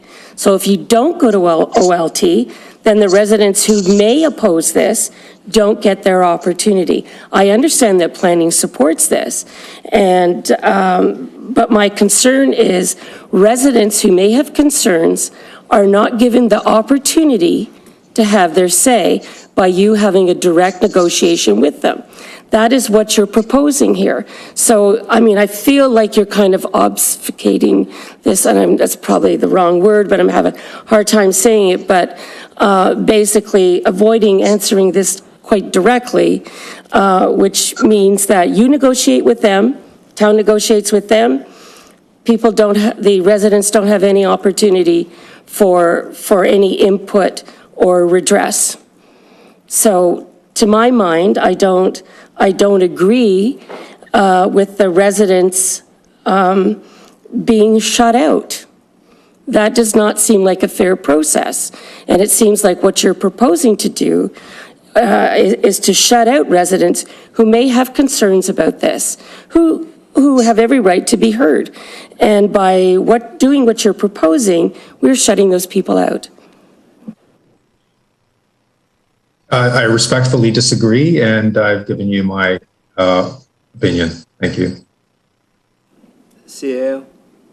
Walter, I just want clarification. So if you negotiate a settlement with the appellant, you don't avoid the OLT hearing still, right? So the residents still get the chance to voice their concerns with your negotiated settlement, right?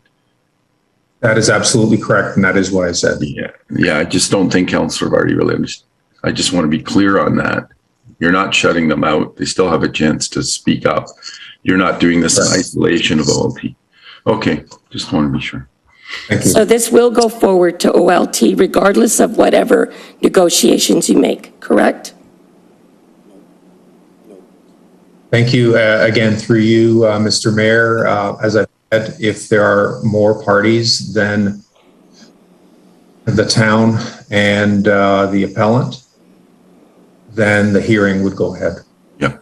Unless the other parties also settle. So just a point of clarification, maybe it'll help things out. So the area residents have already been notified that it's going to OLT, or that it may proceed to OLT, is that correct? Yeah, we will, yes, again, through you, Mr. Chair, Mr. Mayor, we get direction from the OLT to circulate, and once we do, we will. But I don't recall if that actually has been done yet. Okay. So, and then if there is a negotiated settlement, then again, the residents will be notified of that, and then they can proceed on that basis, whether they're happy with the settlement or not happy with the settlement. Is that correct?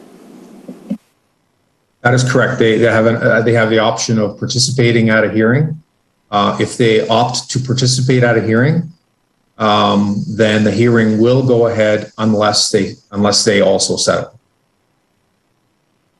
Okay, so as long as they're being notified every step of the way, then they absolutely they should be covered. Absolutely. All right. Councillor Frake. This is a little bit confusing, to say the least. Thank you, Mr. Mayor. So if the two parties negotiate and come to a settlement, that's one piece of the puzzle. So if that happens, okay, the town is going to suggest they go ahead with that situation then, right? You're going to approve that. And then we ask the residents if they're happy or not. So the residents come in at like the third step in this whole process. That's what it sounds like. It's very convoluted, it's very confusing. So at what point do the residents get a chance to have their concerns heard? Because they obviously have legitimate concerns. Is that the question? Okay, thank you. They have an opportunity if once they get circulated, the notice of the appeal and the hearing or the potential hearing, they'll have an opportunity to indicate to the Ontario Land Tribunal that they wish to participate at a hearing. At the same time or after that, the municipality, if council wishes to support the applicant's application, can settle with the applicant. But that's apart from what's happening with the hearing and what's happening with other potential participants. Will this come back to council again before it's settled? If there is a settlement agreement that would be happening, then it would have to come back to council, yes. So it will come back to council again, and the residents will have an opportunity then to have their say? And again, it depends on whether it's done in open session or closed session, but that's up to the PERC to determine. It's a yes or no answer. Can they? I mean, I'm asking you. If it depends, the applicant, sorry.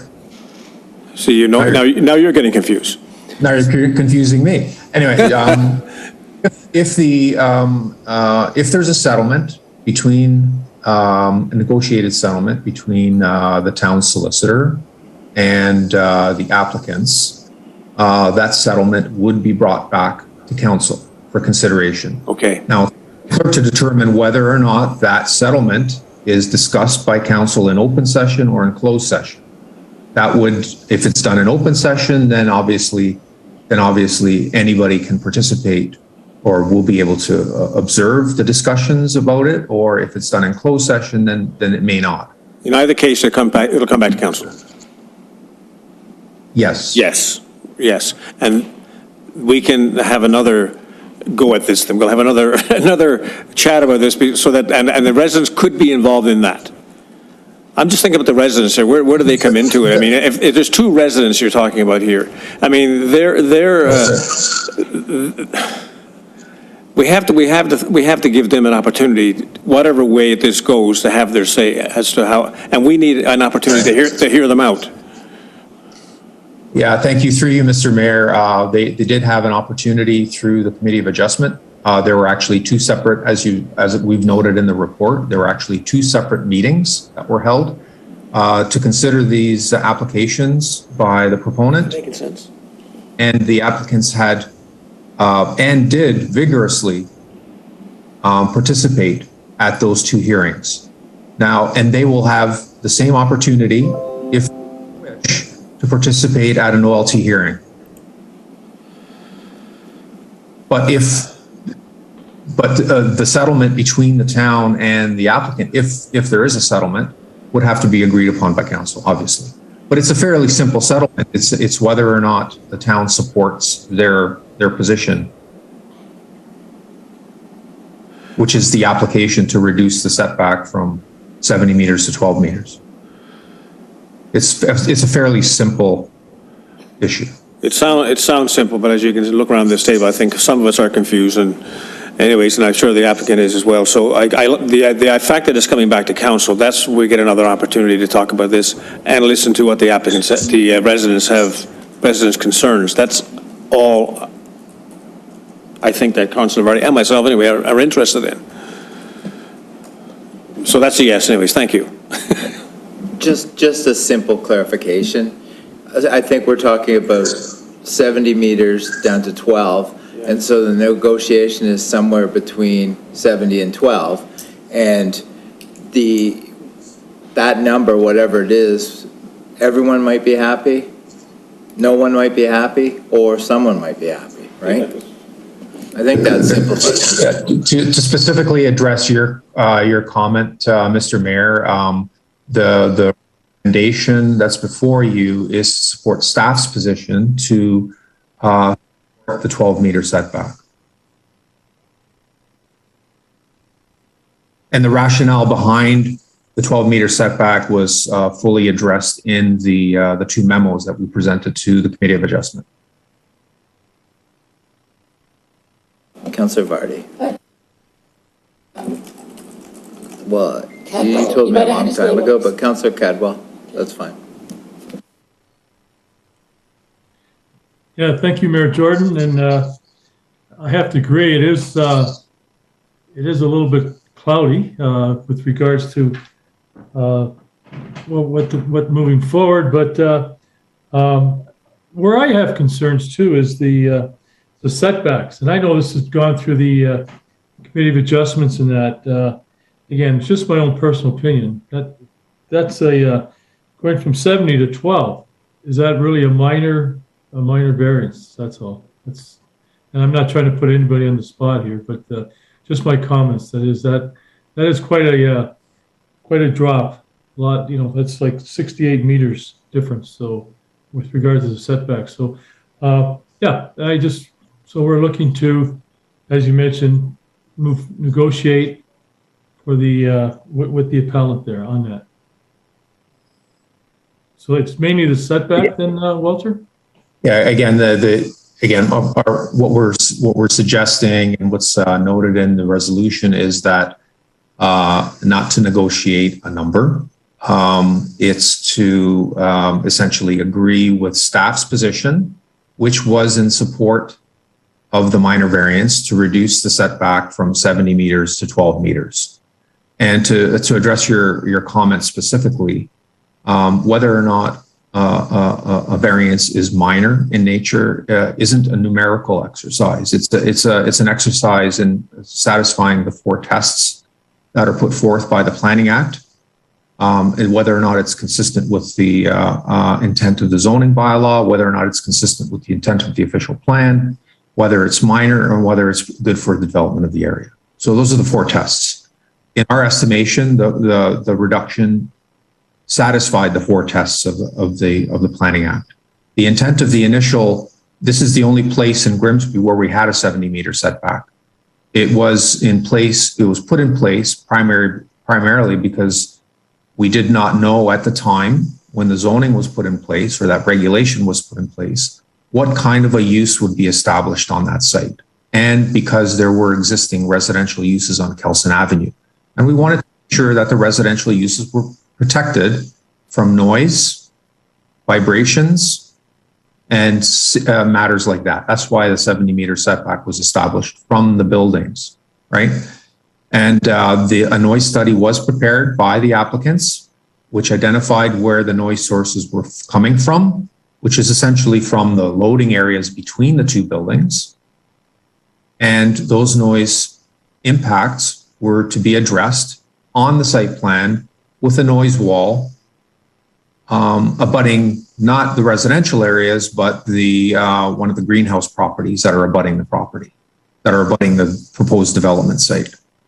So the intent of the zoning bylaw, and that is why we recommended approval, the intent of the zoning bylaw was to protect those residents from matters of vibration and noise. We know what kind of use is going to go in. It's not going to be a heavy industry.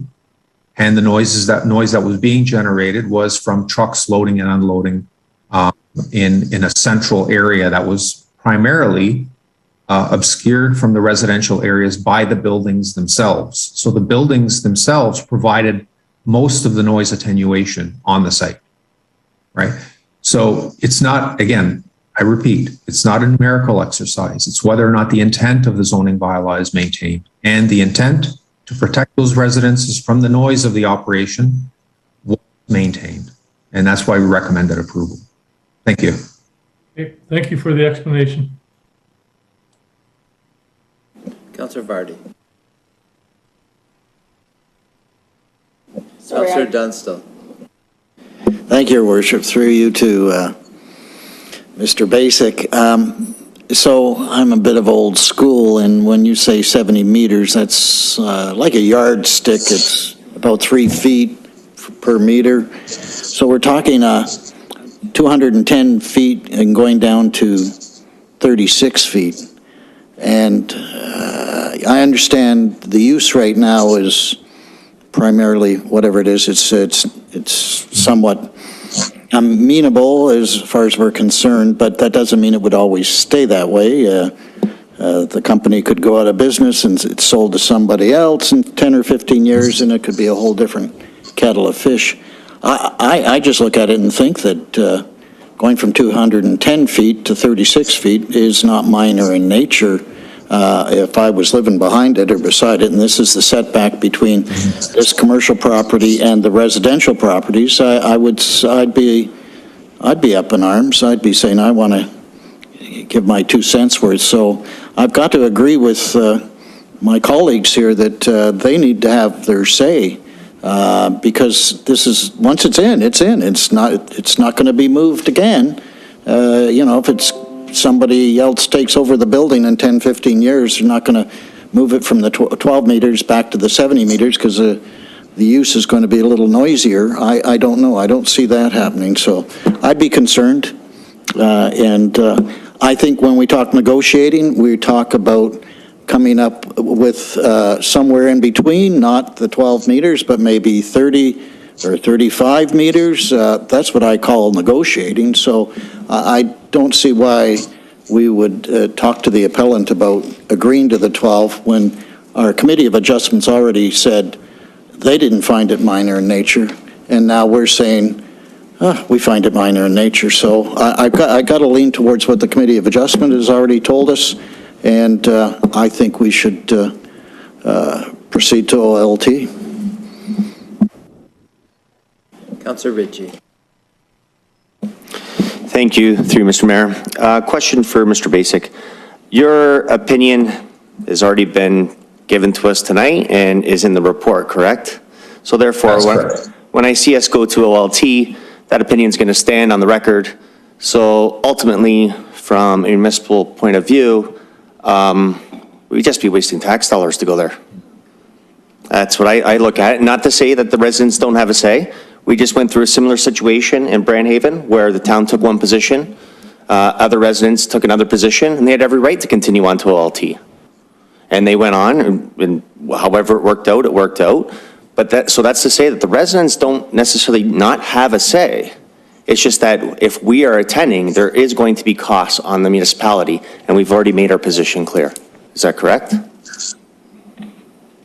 The staff's position has been made clear through the 2 memos that were presented to the Committee of Adjustment. Yes.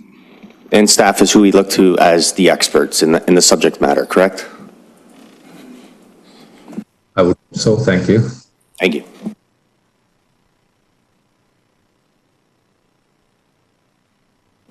Councillor Vardy. All right, thank you. So the way I see it, Committee of Adjustment, who have a variety of backgrounds, have rejected this proposal. They are completely independent. I too agree that the difference between 70 and 12 is really significant. Basically, residents are going to have large rigs going in and out of that property at all hours. So, you know, there is going to be noise, there is going to be vibration because they're going to be going along the road. So we either support the Committee of Adjustment or we're supporting your report. If we support the Committee of Adjustment, then we're also supporting our residents who have raised proper concerns. And the Committee of Adjustment is the group that we look to be a certain guardian of various propositions. So they've taken a stand, so we're either going to go with you or go with them. So in this case, because they're erring on the side of residents, I'm going to support the Committee of Adjustment, and unfortunately, I'm not going to support what planning is proposing. And I guess I just want to address some colleagues' comments from my fellow councillor, Councillor Ritchie. I personally believe some things are worth fighting for. As a municipality, sometimes we have to spend money to move forward and support the residents and support our municipality in how we want our municipality to be. That's the cost of being a municipality. And I personally don't feel that we can say, well, it's going to cost us money to do that, so we don't do it. I mean, this is important as fixing up roads. This reflects, you know, how we feel, how we want our community to be. Do we want our community to have good roads? Yes, we spend money on that. Do we want to have our community to have proper development that reflects the needs of the community and the wants of the community? Yes, we have to spend money for that. So all that to say is I'm not going to support this report. I'm going to support the Committee of Adjustment in what their recommendation is. And when it goes to OLT, they'll have your report. They'll have the Committee of Adjustment report, presumably, and they will have reports from the residents, and hopefully that they'll get a sense of what it means to have trucks going, large rigs going through, you know, past your house 24/7, and that it does make a difference between 70 meters and 12 meters. Okay, thank you. Councillor Frick. Yeah, I don't think I could say it much better than that. What we seem to have forgotten is that we represent the constituents, we represent the residents, and they're reaching out to us. There was never anything like that in their backyard before.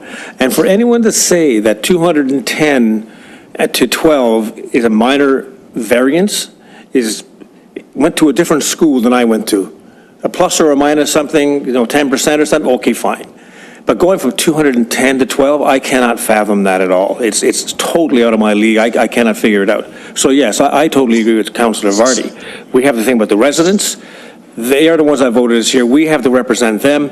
And I think that the Committee of Adjustment was being very fair with what they said and what they established. So why should we now backtrack and go with what the town is recommending? 210 to 12 meters? I'm sorry, I cannot support that. Definitely not. And thank you for hearing me out. Walter, thank you. Welcome. CAO. Yeah, just a correction. It's 70 meters to 12 meters. It's not 210 to 12. Sorry, my mistake. 70 to 12. Any further questions or comments? Seeing none, I need a mover and seconder. Moved by Councillor Ritchie. Seconder, Councillor Sharp. Recorded vote. Moved by Councillor Ritchie, second by Councillor Sharp. resolved that report PA 22-22 A09-22 southwest corner of the South Service Road and Kelson Avenue North, minor variance application, town representation at the Ontario Land Tribunal dated June 6, 2022 be received, and that council instruct the town's legal counsel to reach a settlement with the appellant, accepting the planning staff recommendation contained within the planning staff report regarding minor variance application A0922 for the southwest corner of the South Service Road and Kelson Avenue North, and present such settlement to the Ontario Land Tribunal. Councillor Dunstall? No. Councillor Frake? No. Councillor Cowell? No. Councillor Ritchie? Yes. Councillor Sharp? Yes. Councillor Vane? Yes. Councillor Vardy? No. Mayor Jordan? No. That's carried. Oh, sorry, that's defeated. Thank you.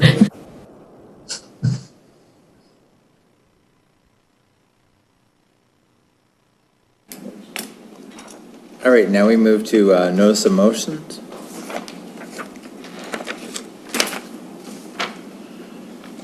Town of Grimsby notice of motion, introduction date June 6, 2022, subject traffic calming measures requested by Councillor Vardy. Whereas there is a long history of ongoing speeding on Ridge Road between Park Road and Mountain Street, and whereas there are no sidewalks to offer protection to pedestrians, including young children, and whereas it's impossible to constantly have police patrol this area for speeding, therefore be it resolved that staff investigate the use of traffic calming measures such as speed bumps, as well as reducing the speed from 60 kilometers to 50 kilometers an hour. I acknowledge that this notice of motion will be given consideration at the July 4th, 2022 Committee of the Whole meeting.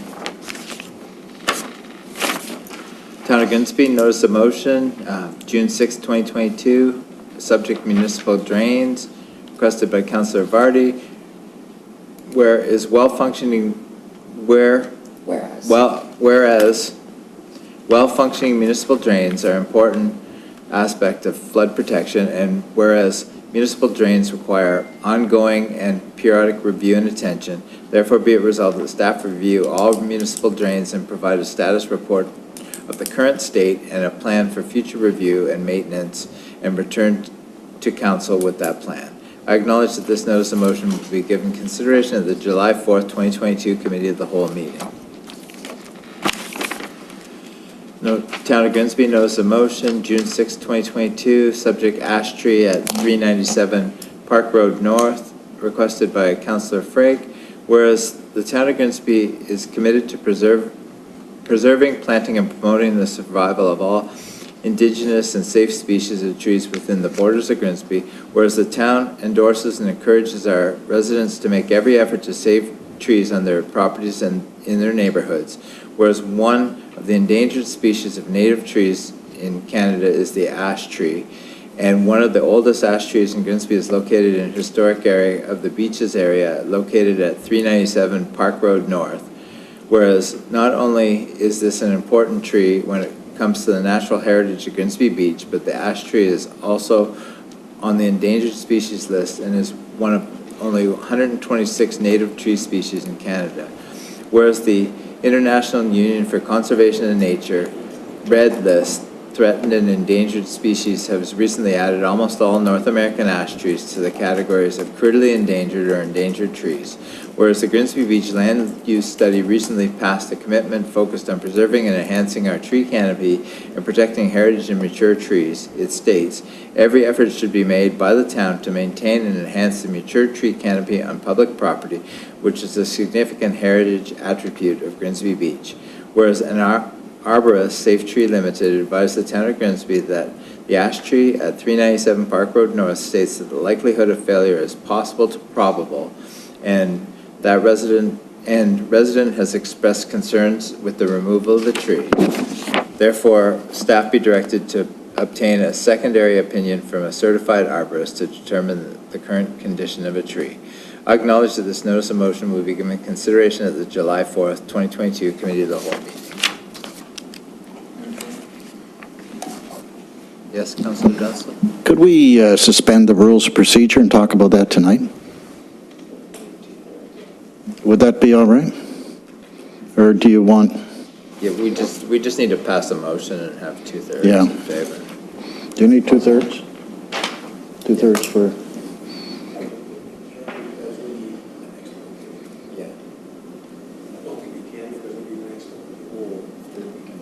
We need. No, well, if we well, that's what discuss it tonight, then if passed, we Yeah, can we pass proceed them, with we get the extra. extra, that's why. Yeah, I thought you would agree with that, gee. Is that all right? I think we've all seen the email. Yeah, so.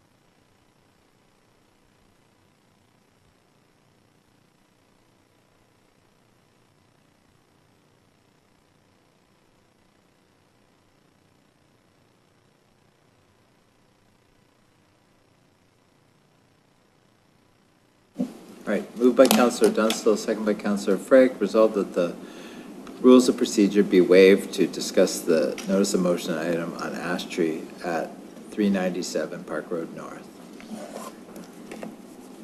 Recorded vote, just for 2/3. Councillor Dunstall? Yes.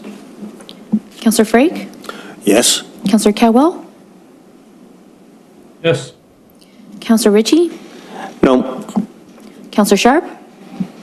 Yes. Councillor Vane? Yes. Councillor Vardy? Yes. Mayor Jordan? Yes. That's carried. All right, now we can open up discussion on the notice of motion because procedurally we're able to speak on tonight. We have Councillor Dunstall first. Councillor Dunstall. Thank you, Your Worship. Yes, and specifically this one ash tree, I guess the question that comes to my mind when I read the email is it's from the intent of the email, it suggested that we had given this individual permission to try and look after the tree, and now we've decided that our arborist has said it needs to come down, but her arborist says it doesn't need to come down. And I think if we're going to let somebody look after one of our trees, I think we've entered some kind of a mutual understanding that they're going to continue to do their best to look after it. And we've seen some pictures, and I'm sure the pictures are current, and the canopy looks pretty good as far as I could see, but I'm not an arborist, so I shouldn't be. But we've got two conflicting arborists, and I don't even know if we need to go out and spend more money to get a third opinion, is if we just let the tree be where it is and let this good person who wants to look after the tree continue to look after the tree until it were to become unsafe. But it sure doesn't appear to be threatening anybody right now. It doesn't look like it's going to fall over in the next little while. So I would suggest if we're going to let people do this, and we better follow through and not go and change our mind and then decide to tell them, well, it's our tree, we're going to take it down. And I just don't think that's fair. So I would like to suggest we just let it be for now. Colleagues, what do you think? Councillor Vane.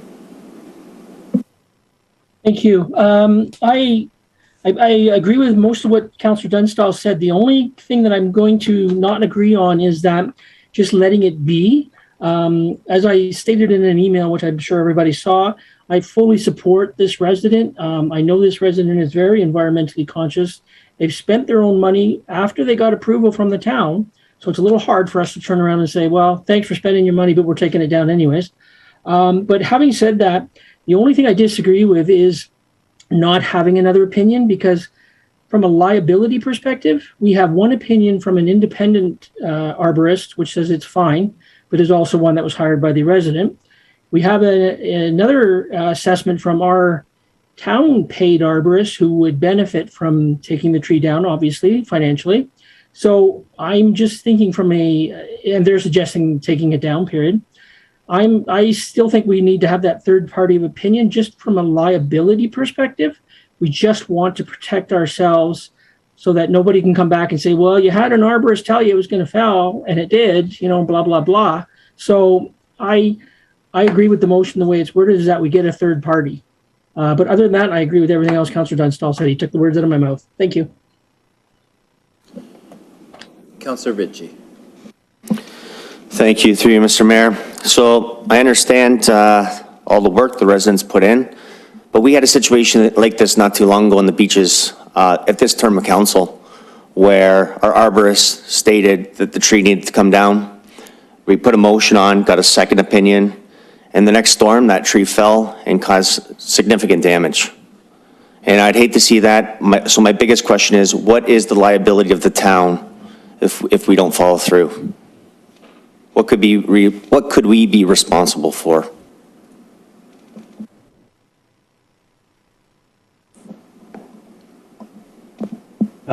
Mr. Mayor, do you mind if I take that? Yeah, go ahead, Brandon. So, I mean, I can't speak to our liability other than as an example of what has happened in the past. And again, you cite a recent case, which is, I think, very pertinent to the situation where, again, we had an assessment done. The assessment indicated that the tree was potentially going to fail. The town did not take action right away.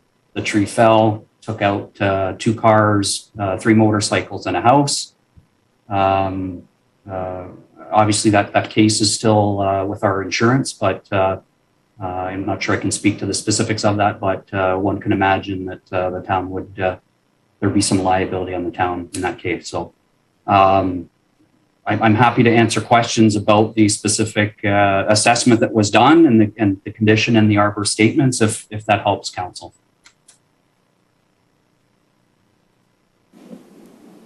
Councillor Cadwell. Yeah, thank you, Mayor Jordan. I've been down to the site a few times, read the emails. When I went down early in the, well, I should say maybe later in the spring, there wasn't a lot of foliage on that tree, and then I took some pictures of the tree, and then I was by a week or so ago, and it does look healthy, and but I also too have some concerns with regards to the liability. And I totally understand and respect the work that the residents at that where the tree is are doing and have been doing for a number of years. But again, trees don't last forever, no matter how much. I'll just use the TLC. How much you try to keep them going. So. Again, it's a healthy looking tree, but we've had trees come down too that are the one on at the Burgess property that came down a little while ago too. That tree, to me, that didn't look that it was not that healthy. But again, I'm just I'm kind of caught between a rock and a hard place here. But I'm listening, and I will make my own opinion. So. But again, it's the liability that I'm very concerned with. So that's it for now. Thank you. Councillor Vardy. Thank you. Through you, Mr. Mayor. A few concerns. One, from my understanding, the Safe Tree report, which we paid for, it didn't say that this has to come down right away. It didn't say, it felt the risk was moderate. If I recall correctly. So, and I guess I'm thinking if we're contracting someone to take down a big tree like that costs thousands of dollars, probably in the order of 10 or 15 easily. So I personally would be quite comfortable to get a third party, one that isn't contracted by the town, one that has experience with ash trees, such as was proposed in the letter from the resident. I understand there's someone, a company that has done a lot of work in Oakville in saving their ash trees. So I'd be quite comfortable if we had an independent third party that had absolutely nothing to gain from taking down the tree to tell us exactly what they think should be done. And if at that time a third party says, you know what, this really is too much of a risk, or this is a risk, then sadly it comes down. But if it says, no, it's fine, continue to support it, the tree is doing well, then we keep it. And I would think that if we have a third-party report of arborists who are experts in the preservation of ash trees to make that kind of comment, that would be a buffer against any liability. I mean, any tree can come down. A solid, healthy tree can come down. So, you know, that, but if we have a report that says trees fine, then we keep it up. But if the independent report comes back and says, really, it's very iffy, they don't recommend it, then we err on that side. So I think, you know, we just, in fairness to the residents, in fairness to the tree, we, you know, just get a third-party report. It's not going to cost that much money, and let's just get it done.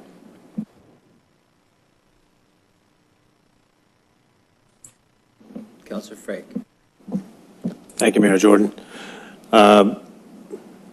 Yeah, I've been down to the site a number of times. I was down there only a couple of days ago, and I sat with the resident under the tree, and it certainly, I'm not an arborist, but it certainly looks like a healthy tree. It's got a great canopy. I mean, they have spent money on this tree year to year to year, keeping it healthy, giving it whatever injections it needs to stay healthy. And all they're really asking for at this point in time is to get another opinion on this tree, and that's the basis of my motion. So there's no harm in that. So, you know, it's a secondary opinion. Hey, it's not going to cost us that much. It could save us a tree. And I believe that a third opinion will help us maintain and keep a very healthy, a heritage tree, an ash tree that's a protected species. And I think we need to move ahead with this motion. I don't think there's anything in here that puts us at risk. I mean, any tree could fall down. It could be lightning, it could be a windstorm. We have no guarantee that trees are going to fall or stay up forever and ever and ever. We don't. And I understand where Brandon is coming from. I totally 100%, because we've had this conversation, Brandon and I. But I think that we need to give this a chance. We need to give the resident a chance and give the tree a chance so the arborist a chance to look at this tree, a third opinion, and we go from there. There's nothing in here that is going to give us any more liability than we already have. So hopefully we'll pass this motion and we'll move ahead. Thank you, Mr. Mayor. Thank you. Brandon, you have a comment? Thank you, Mr. Mayor. So I have no objection to getting another assessment. I just want council to be clear in terms of the risk associated with delaying the removal of the tree. So I'm going to run you through language in the report. This is done by a certified arborist. They indicate, in my professional opinion, a likelihood of canopy failing within 1 year is possible to probable, and the likelihood of the trunk failing within 1 year is improbable to possible. In terms of their definitions, they talk about probable. Failure may be expected in extreme weather conditions, but is unlikely during normal weather conditions within the specified time frame. Probable. Failure may be expected during normal weather conditions within the specified time frame.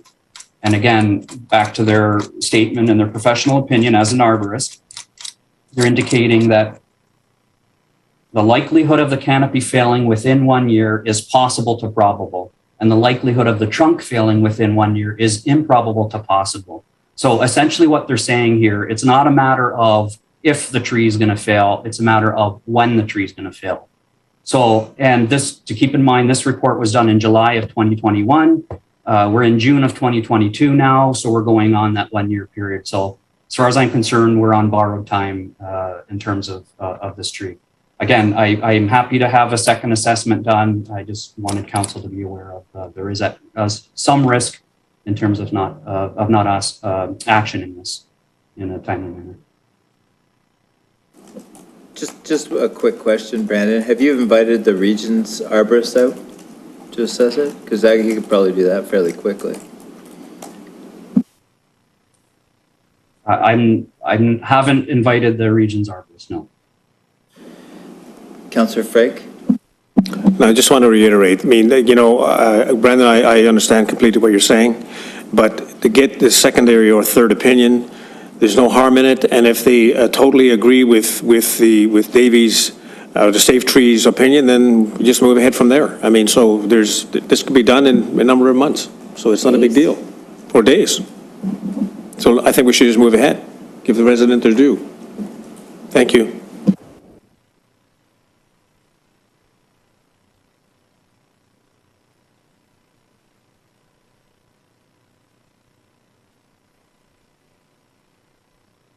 All right, so we have the notice of motion, which now we discussed, and it's a resolution now.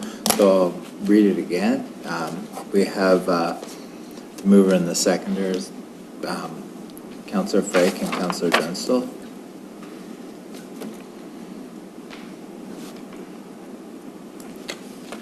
Moved by Councillor Frake, second by Councillor Dunstall. Whereas the town of Grimsby is committed to preserving, planting, and promoting the survival of all indigenous and safe species of trees within the borders of Grimsby, whereas the town endorses and encourages our residents to make every effort to save trees on their properties and in their neighborhoods, whereas one of the endangered species of native trees in Canada, the ash tree, and one of the oldest ash trees in Grimsby is located in his historic area of the beaches located at 397 Park Road North, whereas not only is this an important tree when it comes to the natural heritage of Grimsby Beach, but the ash tree is also on the endangered species list and is one of only 126 native tree species in Canada, whereas the International Union for Conservation in Nature Red List of Threatened and Endangered Species has recently added almost all of North American ash trees to the categories of critically endangered and endangered trees, whereas the Grimsby Beach Land Use Study recently passed a commitment focused on preserving and enhancing our tree canopy and protecting heritage and mature trees. It states, every effort should be made by the town to maintain and enhance the mature tree canopy on public property, which is a significant heritage attribute of Grimsby Beach. Whereas an arborist Safe Tree Limited advised the town of Grimsby that the ash tree at 397 Park Road North states that the likelihood of failure is possible to probable, and the resident has expressed concerns with the removal of the tree. Therefore, staff be directed to obtain a secondary opinion from a certified arborist to determine the current condition of the tree. Recorded vote. Councillor Dunstall? Yes. Councillor Frake? Yes. Councillor Cowell? No. Councillor Ritchie? No. Councillor Sharp? No. Councillor Vane? Yes. Councillor Vardy? Yes. Mayor Jordan? Yes. That's carried.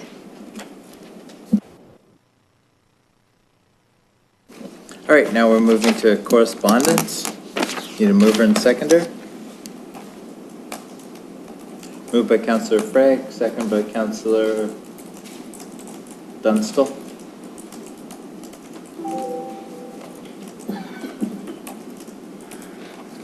Moved by Councillor Frake, second by Councillor Dunstall. Resolved that the following correspondent items be received. NRT on-demand metrics, Grimsby, Town of Fort Erie Resolution, Arrive Can travel measures, Niagara Regional Correspondence respecting PDS 15-2022 Brownfield Tax Assistance Incentive Funding Request, Niagara Regional Correspondence respecting PW 19-22 Waste Management System bylaw and access to closed landfill and repurposed sites bylaw update. Niagara Regional Council motion, voluntary Russian sanction. All in favor? That's carried.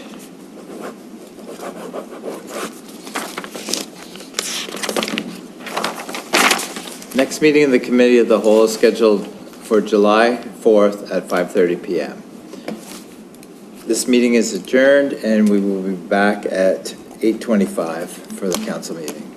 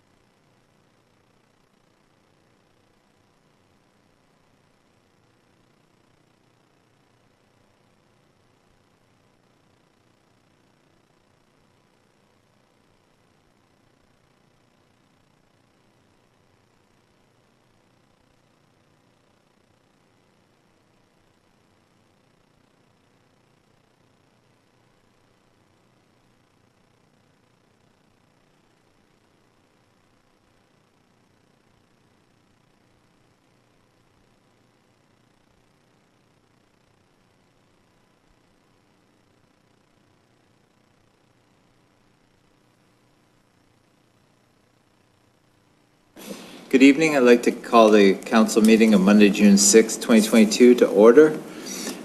First off, can everyone stand for the playing of the national anthem?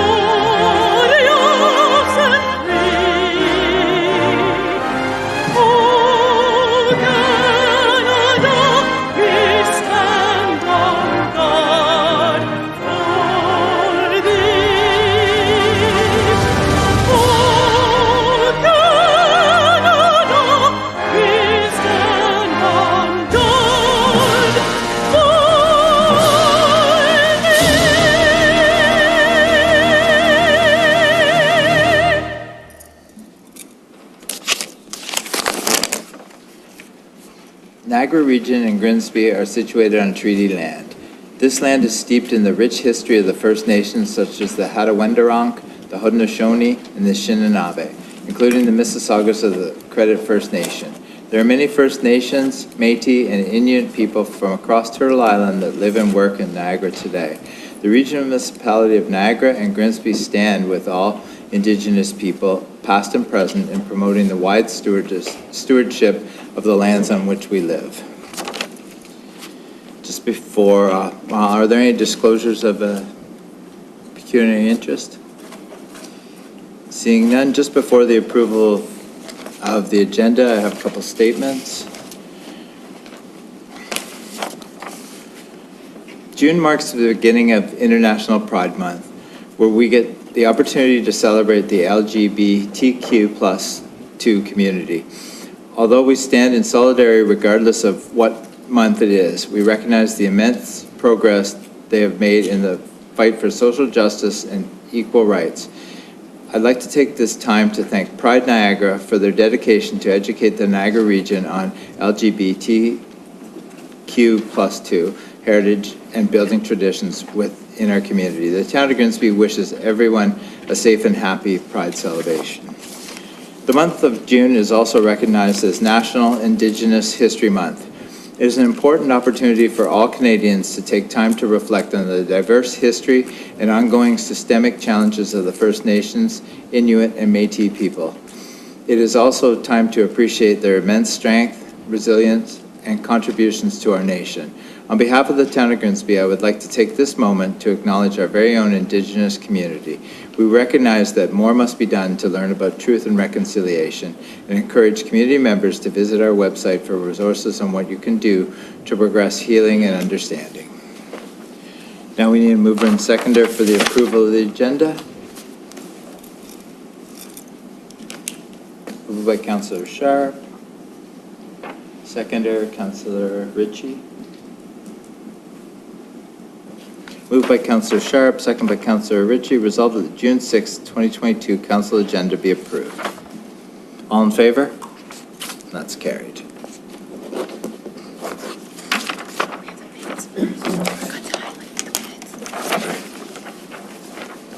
First up, we have the minutes of Committee of the Whole of May 16th and council minutes of May 16th. Your mover and seconder. Moved by Councillor Frake, second by Councillor Dunstall.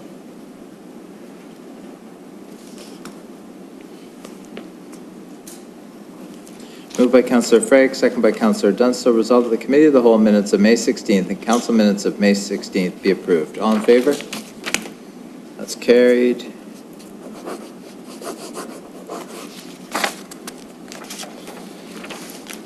All right, up now we have the CAMA Award of Excellent presentation. Grimsby on May 18th was able to, or was awarded this. Brenda from CAMA, welcome. We're very proud of this. Thank you. Thank you. Good evening, Mayor Jordan, councillors, staff, ladies and gentlemen. My name is Brenda Orchard. I'm the CAO for the County of Lennox and Addington in Eastern Ontario, but I'm also the CAMA Board Representative for the Province of Ontario. I'm very pleased to be here this evening representing the Canadian Association of Municipal Administrators to present the Town of Grimsby with the CAMA Collaboration Award between municipalities.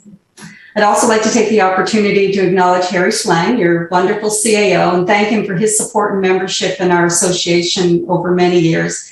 Harry's been a great colleague, and it was also great to have him in attendance at our virtual awards ceremony that was held on May 18th. So each year, CAMA recognizes the value of excellence and professionalism in municipal administration through our annual awards program in 4 areas of excellence.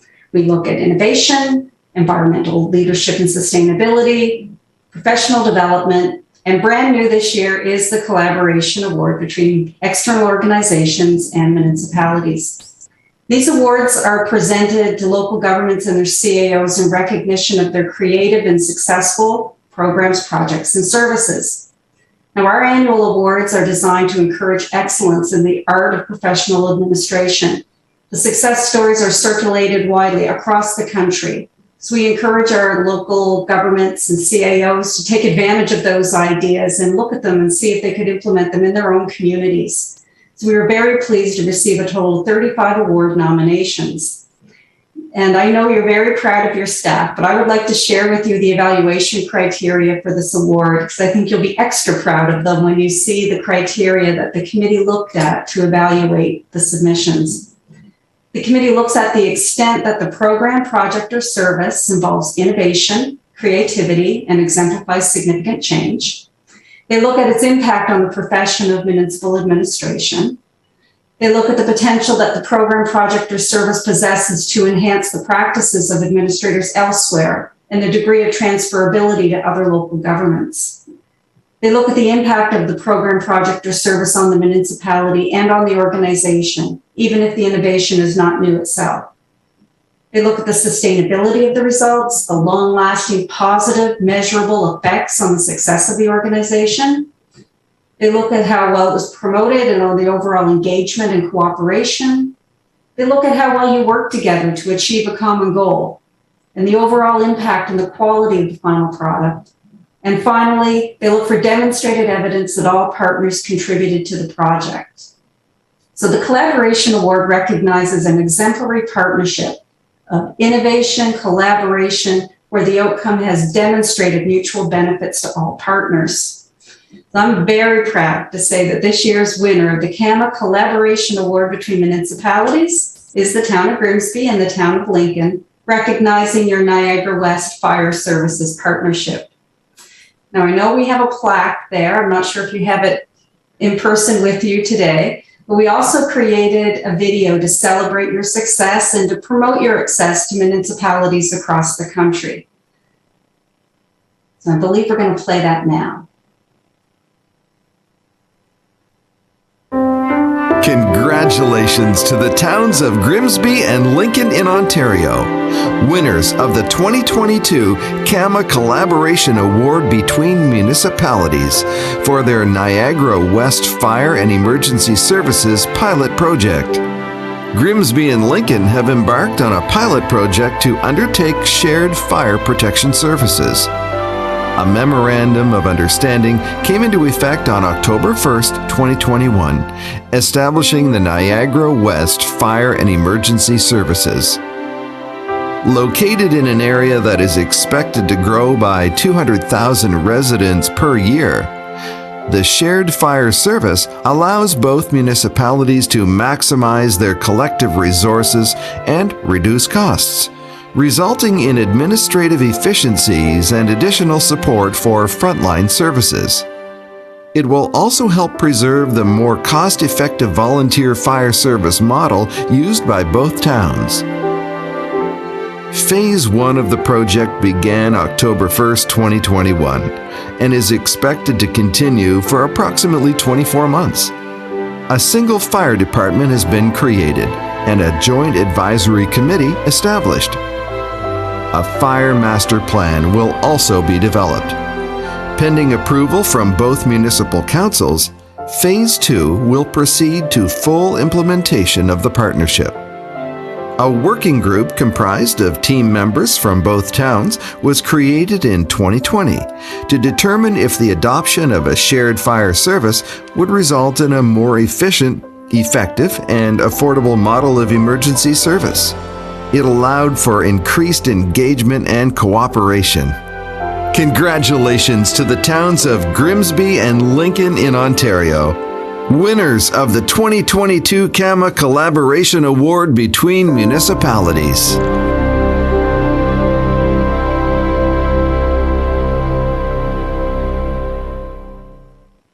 In closing, Council, it's obvious that you have excellent staff. You have creative, committed, innovative staff, but success of this kind also takes a supportive council and a forward-thinking council. So this is congratulations to both council and staff. And on behalf of CAMA, I'd like to say thank you for your leadership and thank you for being just an excellent role model for other municipalities across the country. And what a great example for our first ever collaboration award. So thank you.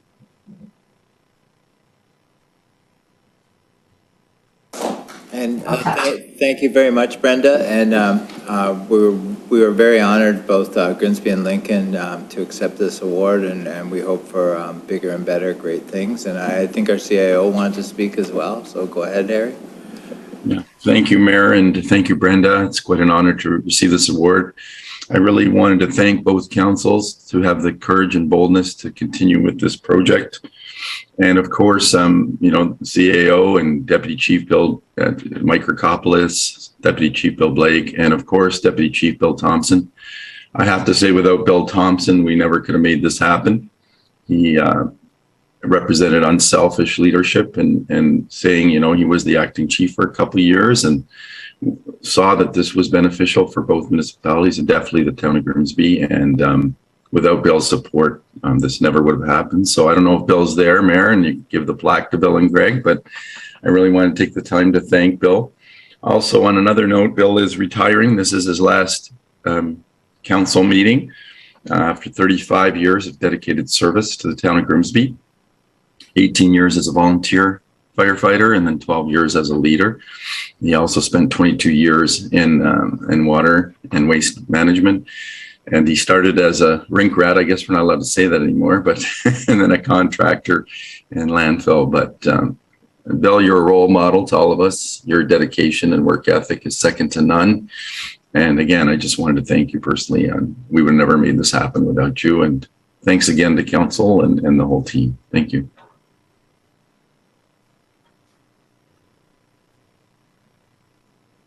Thank you, CAO, and on behalf of CAMA, I have the plaque here, and I will present it to Deputy Chief Thompson and Chief Hudson, and then we'll have a photo op with all of you.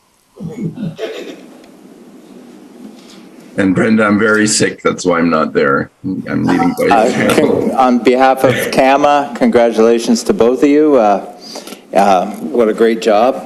Congratulations, Bill, and congratulations, Greg. Mayor. And then we'll have a full photo op for all of council. We can move up. I'd love to. Yeah. Why don't we move? Right. How do you get the virtual counselors, Sarah? We'll Photoshop people.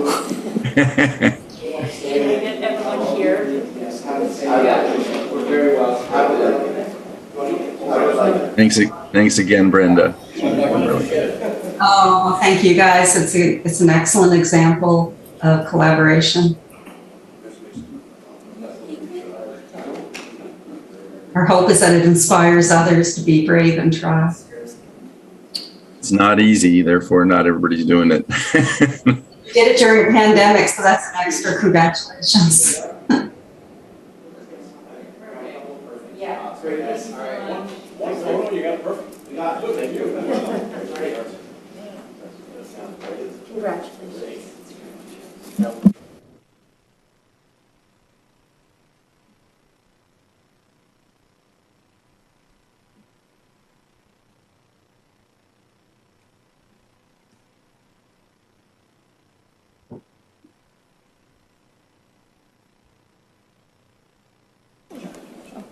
All right, now we move to our, all right. Oh, Councillor Cadwell, go ahead. Yeah, thank you, Mayor Jordan, and I want to thank CAMA for this award. It's a great tribute to the hard work that's put in by the staff from Lincoln and Grimsby, and also the support of councils, both councils moving this initiative forward. As you mentioned, it's a one of a kind for the province. And I think with the two municipalities working together, there's always been a good, strong bond between Grimsby and Lincoln and the fire service, with the mutual aid and all different aspects of the fire service. So yeah, again, as a member of the Joint Fire Services Committee, and I know we have Councillor Ritchie and Councillor Sharp there. It's just a great group to work with. And I look forward to the future with moving forward. Thank you. And thank you very much for your virtual presentation, Brenda, and the video that was put together. It's really quite an honor. So we have a resolution here to receive. Moved by Councillor Frake, second by Councillor Vardy. Resolved that the CAMA Award of Excellent Presentation be received. All in favor? That's carried. Thank you again, Brenda, and you have a good evening. Thank you. All right, now we move to our consent agenda. Need a mover and seconder. Moved by Councillor Frake, second by Councillor Dunstall.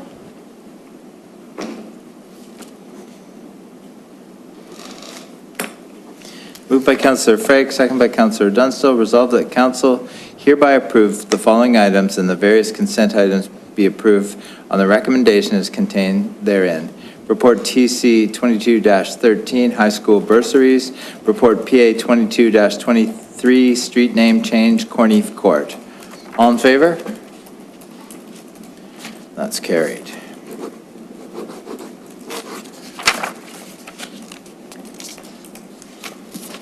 All right, now we move to bylaws.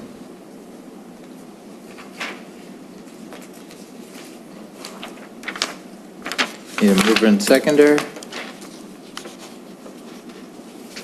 Moved by Councillor Cadwell, second by Councillor Vardy.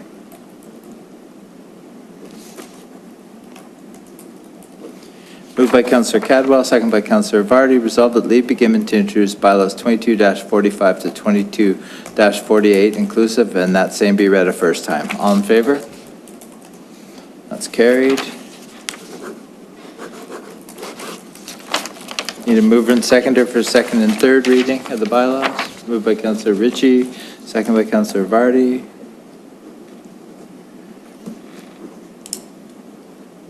Moved by Councillor Ritchie, second by Councillor Vardy. Resolved that leave be given to introduce bylaws 22-45 to 22-48 inclusive, read a first time, now be read a second and third time, finally passed, and that the mayor and town clerk do sign and seal the same and rule councils to the contrary notwithstanding. All in favor?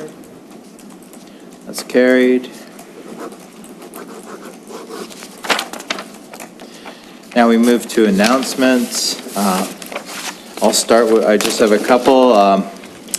It's been 1 year since we lost Dougie Nickerson, and I was happy to, on Saturday evening, participate with Dougie's family.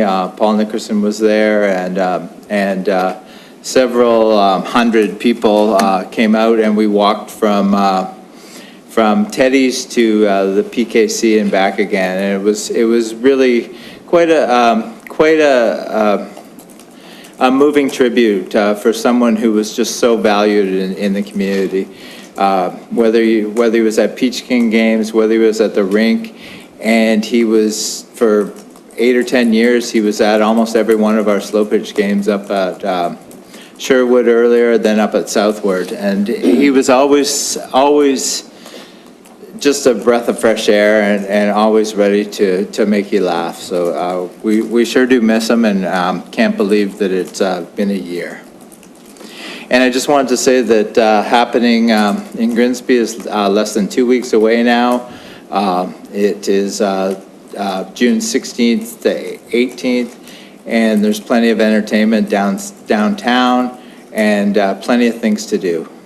So you can look it up at happening.ca, I believe it is, and I think it's on the town's website as well, and there's a number of signs around town. Any more announcements? I have 3. Councillor Vardy. Thank you very much, through you, Mr. Mayor. On behalf of the Grimsby Historical Society, I have a note from Wayne Mullins from the Grimsby Historical Society. On behalf of the Grimsby Historical Society, I'd like to express our gratitude and appreciation to the Spring Swing event organizers who brought Spring Swing 2022 to reality at Wolverton Hall in downtown Grimsby on Saturday, May 14th, 2022, an event to mark the 100th anniversary of the incorporation of the town of Grimsby. Grimsby Historical Society members joined the Grimsby Mayor, regional councillors, and members of Grimsby Council, along with 80 others at Spring Swing 2022 in the 140-year-old Wolverton Hall, where guests danced to the music of the Toronto All-Star Big Band, and I can attest they were absolutely fabulous, a youth big band who played non-stop swing-era music for all to enjoy. The venue was spectacular, and guests turned out in their black tie-inspired finery for an evening of dance, all in celebration of the 100th anniversary of the town of Grimsby. The Grimsby Historical Society Board and members recognize that there are many worthwhile organizations to which the Spring Swing Committee could have designated as the recipient of the event's proceeds, and are honored to have been the chosen recipients. The Grimsby Historical Society would also like to formally thank Castle Point Numa for sponsoring the event, and all of those in the community who came out in support with their purchase of tickets, donations of door prizes, and silent auction experiences.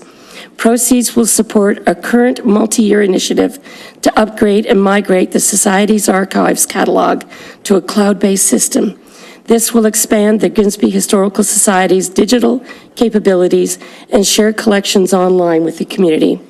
The formal presentation of $13,000 raised by the Spring Swing will be made on June 15th, 2022 to the Grimsby Historical Society Board by members of the Spring Swing Dance Organizing Committee.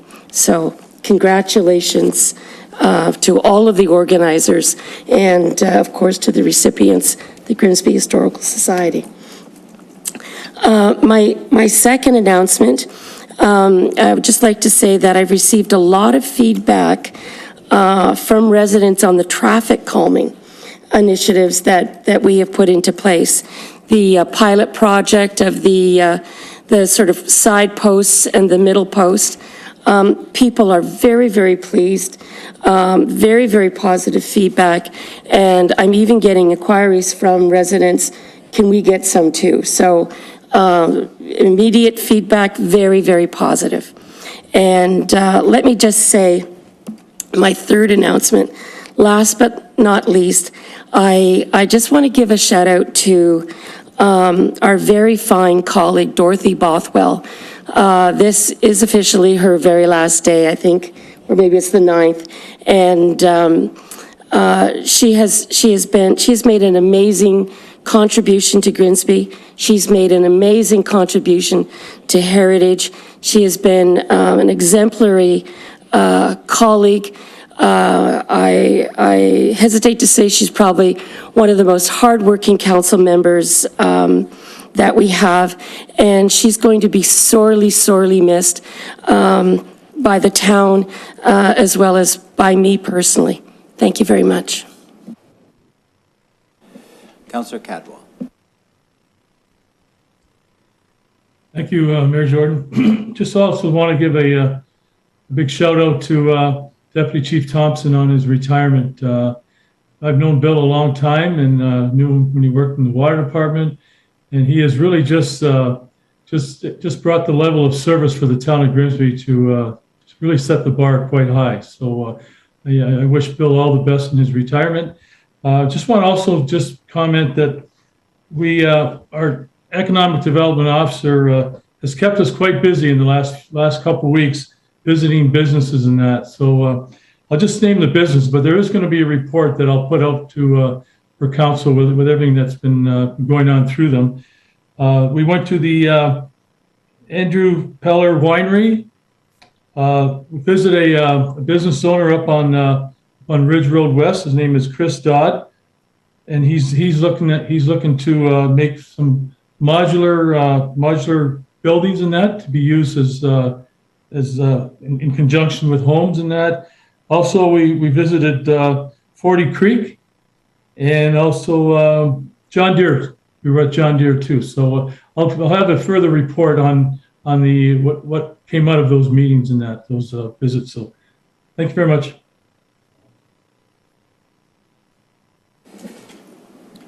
Seeing no further announcements, next meeting is scheduled for July 4th, 2022, immediately following the Committee of the Whole. Now we're moving into closed session, so I'll read the electronic participation closed session form.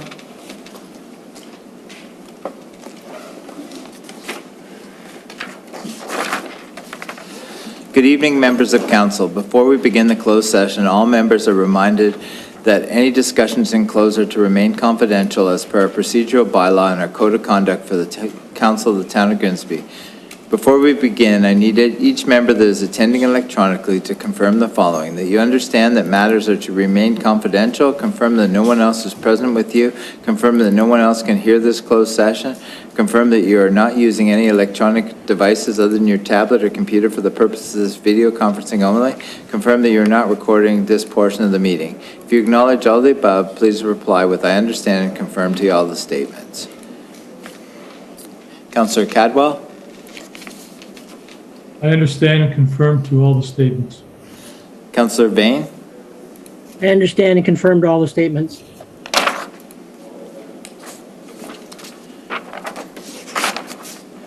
Need a mover and seconder to move into closed. Moved by Councillor Vardy, second by Councillor Frake. Moved by Councillor Vardy, second by Councillor Frake. Resolve the council meet in closed session under section 2392E, litigation or potential litigation, including matters before administrative tribunals affecting the municipality or local board, specifically regarding Rose Bay Parkland appeal. All in favor to move into closed? All right, and that's carried.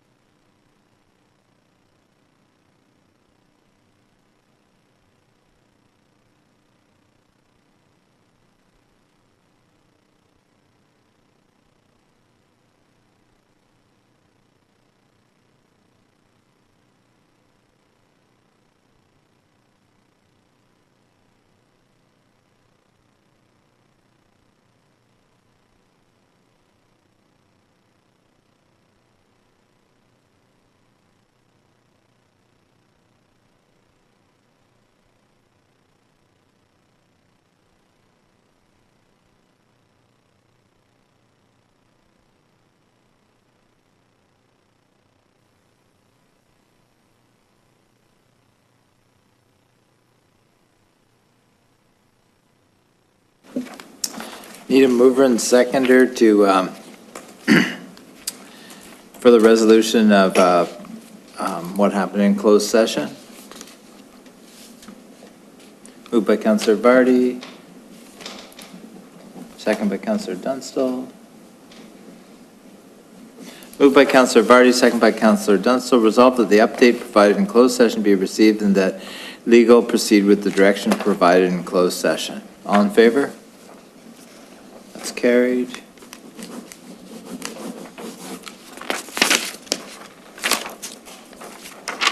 Need a mover and seconder for bylaw 2249. Moved by Councillor Frake, second by Councillor Vardy. Moved by Councillor Frake, second by Councillor Vardy. Resolved that leave be given to introduce bylaw 22-49 and that same be read a first time. All in favor? It's carried. Need a mover and seconder for second and third reading. Moved by Councillor Dunstall, second by Councillor Vardy.